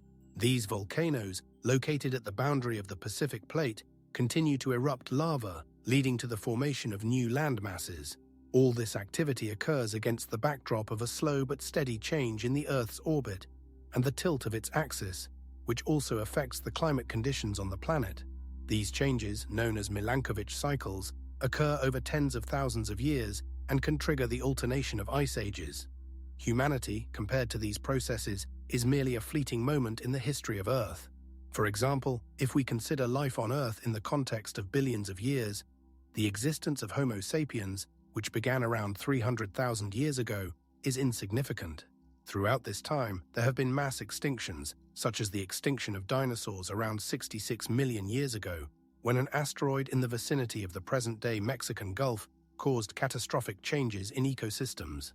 Such events demonstrate that life on Earth is a constant struggle for survival, adaptation, and change. Earth as a planet continues to evolve, and this evolution never ceases. Tectonic plate movements, climatic changes, volcanism, and erosion shape and alter the world around us, and in this process, humanity is just a brief episode. Scientific research shows that even through billions of years, when Earth will look completely different, its history will be filled with events that we can only partially understand. For instance, around 2.5 billion years from now, when the sun becomes brighter and hotter, the oceans will begin to evaporate, leading to the disappearance of life as we know it. The sun, our star, is gradually becoming brighter, and this process has catastrophic consequences for life on Earth. Currently, the sun's brightness is increasing by about 7% every billion years. This means that in 3 billion years, solar radiation will be significantly higher than it is today, and the temperature on Earth's surface could rise to levels unsuitable for complex life forms. According to astronomers, when the sun's brightness reaches a level that could cause the evaporation of oceans, the surface temperature of the planet could exceed 300 degrees Celsius. This would lead to the intensive evaporation of water in oceans, and the remaining water bodies would turn into salt deserts. As research has shown, such climate changes have occurred in the past, for example, during the late Paleocene epoch, when conditions similar to those on Earth were observed. As the temperature rises, the biosphere will gradually retreat to the poles, where conditions will still allow some forms of life to exist. Studies show that Arctic and Antarctic regions may become the last bastions of life, as even with increased temperatures, some ecosystems may be preserved there. However, with each million years, as solar radiation continues to increase, these areas will also be at risk. Scientists predict that ultimately, when the oceans evaporate, the atmosphere will become more similar to Venus's atmosphere, where the temperature reaches over 400 degrees Celsius and the pressure is 92 times greater than on Earth. In such a state, the biosphere will be completely destroyed, and the planet will become a barren space where life, as we know it, will become impossible. This scenario, although it seems distant, is real, and its consequences can already be predicted based on data on climate changes on other planets and in our own history. As the planetary climate model shows, such changes can occur much faster than we think, if humanity does not change its course in terms of environmental protection and sustainable development. In the distant future, when the planet has finally cooled down, the active tectonic plates will cease to exist. This evolution will take place over billions of years as Earth loses its internal heat, necessary for maintaining convective flows in the mantle. Currently, the temperature in the mantle reaches approximately 1,600 degrees Celsius, but over time it will gradually decrease. As the temperature drops, the convective flows that currently drive the movement of tectonic plates will slow down. These processes are already observed on other planets, such as Mars, where active tectonics ceased around 4 billion years ago, leaving the planet in a state of geological quiet. As a result, the continents on Earth will stop moving, causing the planet's characteristic relief to gradually smooth out. Erosion, acting over millions of years, will gradually erode mountain peaks, turning them into plains. Volcanic activity, which provided the supply of new materials to the surface, will disappear. There will be no more volcanoes like Kilimanjaro or the Eiffel Tower, leaving only traces of their existence in the form of cooled lava flows and craters. On this geologically dead planet, there will remain only the memory of the tumultuous history and dynamic processes that once shaped its landscape. In the atmosphere, there will be no cycles necessary for supporting complex life, as the inaccessible sources of energy and elements for the biosphere will be depleted. The carbon cycle, which supported life on Earth, will be disrupted. Carbon will no longer return to the atmosphere, and plants and animals will disappear as ecosystems will no longer receive the necessary resources. Oceans, currently teeming with life, will turn into dead waters where there will be neither fish nor plankton. On this planet, only traces of life will remain, preserved in fossils that will become increasingly difficult to access as the planet continues to degrade. With each million years, the planet's surface will look like a lifeless desert, where the only reminder of the past will be meteorite impacts, leaving craters on the already smoothed surface. As a result of this process, which will take billions of years, Earth will become similar to other dead planets in our solar system, such as Venus or Mercury, where life is impossible.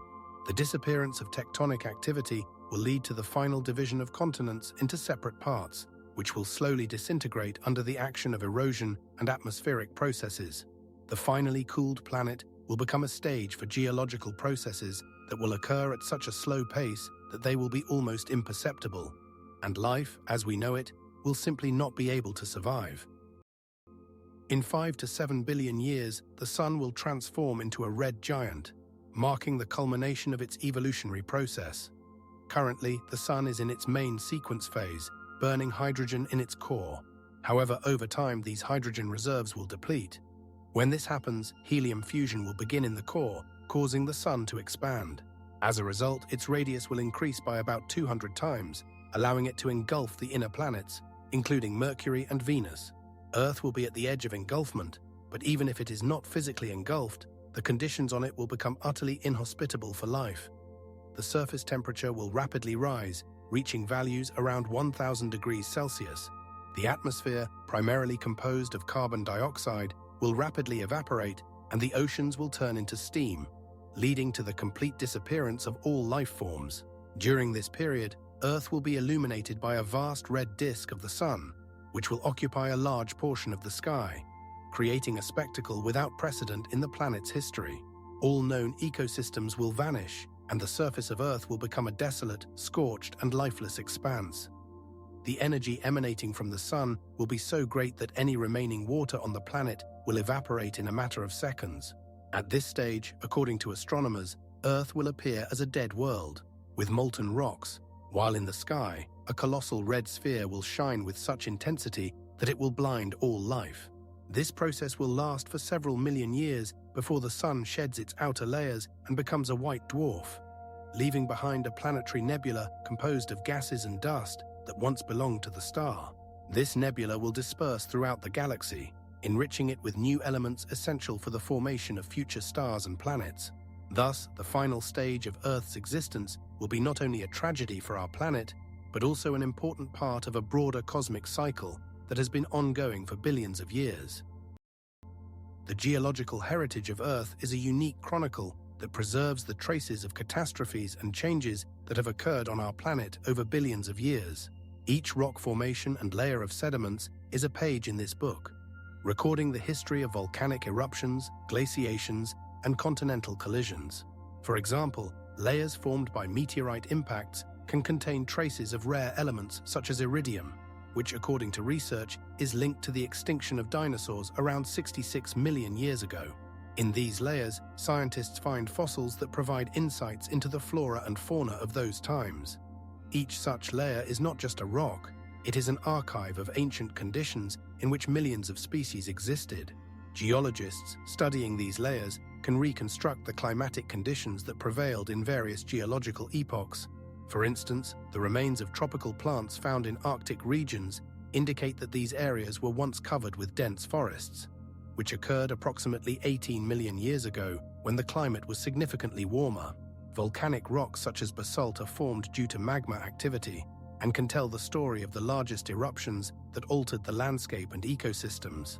Events like the supervolcanic eruption of Toba, which occurred around 80,000 years ago, could have led to significant climate changes on the planet, causing global cooling. With radiometric dating, geologists can accurately determine the age of various layers and correlate them with known events in Earth's history. As a result, the geological heritage becomes a crucial tool for understanding not only the past of our planet, but also its future, as it shows how Earth responds to changes, whether natural catastrophes or human impact. Erosion, tectonic movements, and sedimentary processes continually rewrite this book, adding new chapters and pages awaiting discovery. Each layer of rock is a testament to the struggle between life and the environment, where each mineral and each fossil can tell its story. Geologists like David Lowe, conducting their research, confirmed that the changes that occurred on Earth were often not linear, but rather complex interactions between the biosphere and the geosphere. Thus, Earth is indeed a vast book, whose pages hold secrets and knowledge that we are only beginning to understand and decipher. Each discovered fossil and each rock sample opens new horizons, allowing us to look at the process of evolution and change on the planet. In this context, the geological heritage of Earth not only preserves information about the past, but also warns us about how to avoid mistakes in the future. For example, the study of geological catastrophes helps predict the possible consequences of climate change, which could be key in combating contemporary environmental problems. The ways we interpret these data can lead to important conclusions about how we should treat our planet. These data help us realize that Earth is not just our home, but a complex system that requires preservation and protection. Complex ecosystems that have evolved over millions of years demand careful treatment and understanding. Each time we extract valuable minerals or alter the landscape, we risk disrupting the delicate balance that has been maintained for centuries. It is important to remember that the geological heritage is not only a record of the past, but also a warning for future generations. The study of ancient catastrophes is a complex and multifaceted process that requires the use of the most advanced technologies and knowledge from various scientific disciplines. One of the key methods is isotope analysis, which allows scientists to gather information about the composition of the atmosphere and oceans during different historical periods. For example, the study of carbon and oxygen isotopes in corals and mollusk shells helps determine how the Earth's temperature and sea level changed over the past several million years. These data can indicate events such as global warming or cooling, caused by volcanic activity or changes in solar activity. In 2012, a team of geologists led by Dr. Elizabeth Sharp from the University of California, Los Angeles, discovered that sharp changes in the isotopic composition of carbonates found in deposits corresponded to periods of mass extinctions, such as the extinction of dinosaurs, which occurred around 60 million years ago. Paleontological data play a crucial role in these studies, as fossils provide information about the species that existed in different epochs and how they responded to changes in ecosystems. For instance, the analysis of fossilized remains showed that many species went extinct due to rapid climatic changes caused by meteorite impacts, volcanic eruptions, or changes in ocean currents. In 2015, a study conducted by scientists from the Paleontological Institute in Beijing revealed that the Triassic extinction event, which occurred around 200 million years ago, coincided with changes in temperature and atmospheric composition, as confirmed by isotopic data and paleontological findings. Geophysical research, such as seismic and magnetic methods, allows scientists to study the structure of the Earth and identify traces of ancient catastrophes. For example, using seismic waves, researchers can determine how the Earth's crust changed due to tectonic processes such as earthquakes and volcanic eruptions. In 2018, a team of scientists led by Dr. Jorge Lopez from the University of Chile was able to reconstruct the history of earthquakes in the Andes region using seismic data, providing a better understanding of how these events affected the local ecosystems. Modern technologies, such as laser scanning and satellite imagery, enable us to look even deeper into the planet's past. These methods help identify changes in landscapes that may be linked to ancient catastrophes, such as floods or marine storms. For example, a study conducted in Brazil in 2019 showed that a change in the course of a river could be related to ancient climatic changes that occurred more than 100,000 years ago. Using these methods, scientists gather information piece by piece, creating a comprehensive picture of events that occurred millions and billions of years ago, and thus helping us better understand how the planet responded to both natural and human-induced changes. The study of geological catastrophes plays a crucial role in understanding contemporary processes and predicting future events. For example, in 2012, after a powerful earthquake in Japan, scientists began actively researching tectonic processes to understand how movements of the Earth's crust could affect other regions. They discovered that the intensity of large earthquakes in the Pacific Ring of Fire had increased over the past 50 years, which is linked to changes in tectonic plates. Such research not only allows for the prediction of possible earthquakes, but also helps to minimize their consequences. Geologists such as Dr. Haruo Ukiya, who conducted research in the field of seismology, emphasized that analysis of historical data on earthquakes in Japan shows a certain cyclicity, which can help in developing more accurate forecasting models. Furthermore, the study of volcanic activity, such as the eruption of Krakatoa in 1883, demonstrates how such events can cause global climate changes. research shows that the release of ash and gases into the atmosphere due to eruptions can lower the planet's temperature by up to 1.5 degrees Celsius for several years, which in turn affects agriculture and ecosystems. Therefore, knowledge of past catastrophes, such as the flood in ancient Mesopotamia around 3,000 years ago, when the Tigris River overflowed, allows contemporary scientists to better understand how to act in the face of climate change and increased risk of natural disasters. Geologists and climatologists, such as Dr. Michael Mann, point out that the results of these studies can be used to create more resilient infrastructure capable of withstanding extreme weather conditions. For instance, in the 21st century, the Netherlands developed innovative water management methods based on the study of historical floods, which helped to reduce the risk of flooding in low-lying areas of the country. The study of geological catastrophes helps not only in the field of prediction, but also in ecology, where understanding changes in ecosystems caused by natural disasters allows for the development of strategies for their restoration.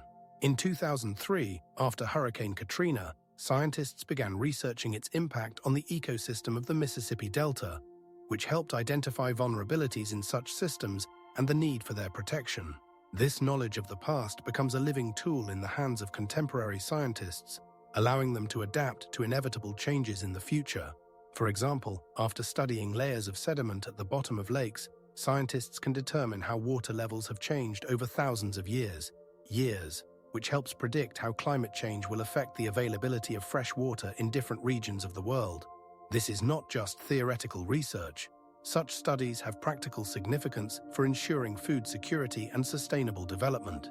For instance, scientists from the International Institute for Sustainable Development, based on data on climate changes, develop recommendations for farmers in countries at high risk of drought. Complex research on geological catastrophes continues to open our eyes to the power of nature and how we can use this knowledge for adaptation and protection of our future.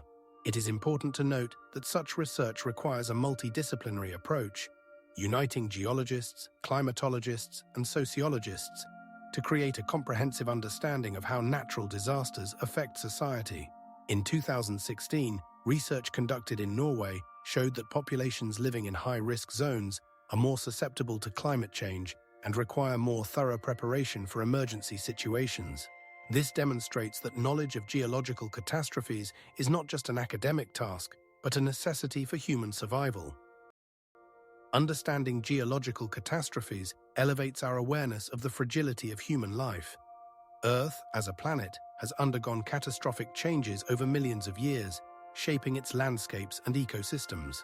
For instance, approximately 66 million years ago, a mass extinction event known as the KPG event occurred, during which around 75% of all species on the planet disappeared, likely due to an asteroid impact that caused global climate changes. This event paved the way for the emergence of mammals and, ultimately, humans, highlighting how random catastrophes can lead to new evolutionary paths. Recognizing that humanity is just a small part of Earth's vast and tumultuous history changes our perception of our place in the universe. Philosophically, this awareness makes us question our vulnerability in the face of natural forces. Historian and philosopher Daniel Defoe argued that catastrophes underscore our dependence on nature and remind us that we cannot control everything. This challenges traditional notions of progress as a linear path to improving life. Each time humanity faces catastrophes, such as earthquakes or volcanic eruptions, it presents an opportunity to rethink our evolution and survival. For example, the 2004 Indian Ocean tsunami claimed the lives of over 200,000 people, demonstrating how quickly and unexpectedly conditions can change. This event forced people to reassess their notions of safety and sustainable development. Often, we perceive progress as inevitable, but geological catastrophes show that everything can be destroyed in an instant. Scientists like Dr. Jonathan Watson, who study the impact of catastrophes on human societies, assert that understanding these events helps us better adapt to future challenges. This awareness underscores the randomness of evolution and the necessity of constant adaptation. Recognizing our vulnerability, humanity can find new paths to survival and progress, making our history not just a story of successes, but also a story of overcoming difficulties.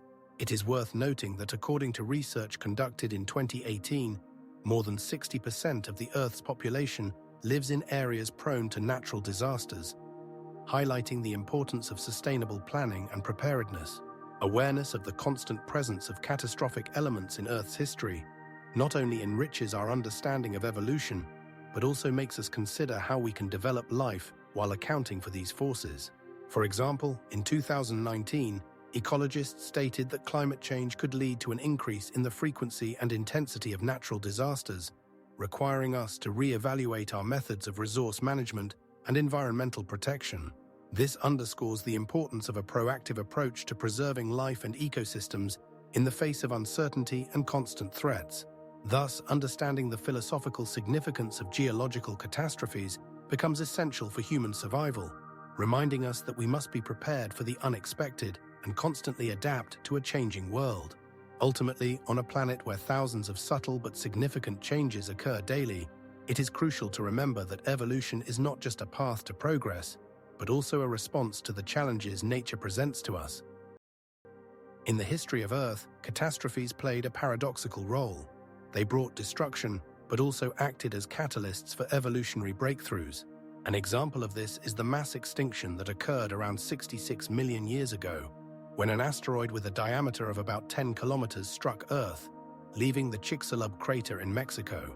This event led to the disappearance of more than 70% of all animal and plant species, including dinosaurs, which had ruled the planet for over 160 million years. However, this catastrophic moment opened the door for mammals, which were able to occupy ecological niches left vacant by the extinction. As a result, just a few million years after the catastrophe, the ancestors of modern humans emerged, leading to an unprecedented flourishing of biodiversity and forms of life. Catastrophes such as the eruption of the Toba volcano around 70,000 years ago also played a crucial role, destroying ecosystems and sharply reducing human populations, but creating conditions for adaptation and survival among those who remained. This extinction was a significant milestone in evolution, as the surviving groups became more genetically diverse, contributing to the further development of the human species. The destruction of old forms of life creates space for new evolutionary experiments, and this process is endless and cyclical.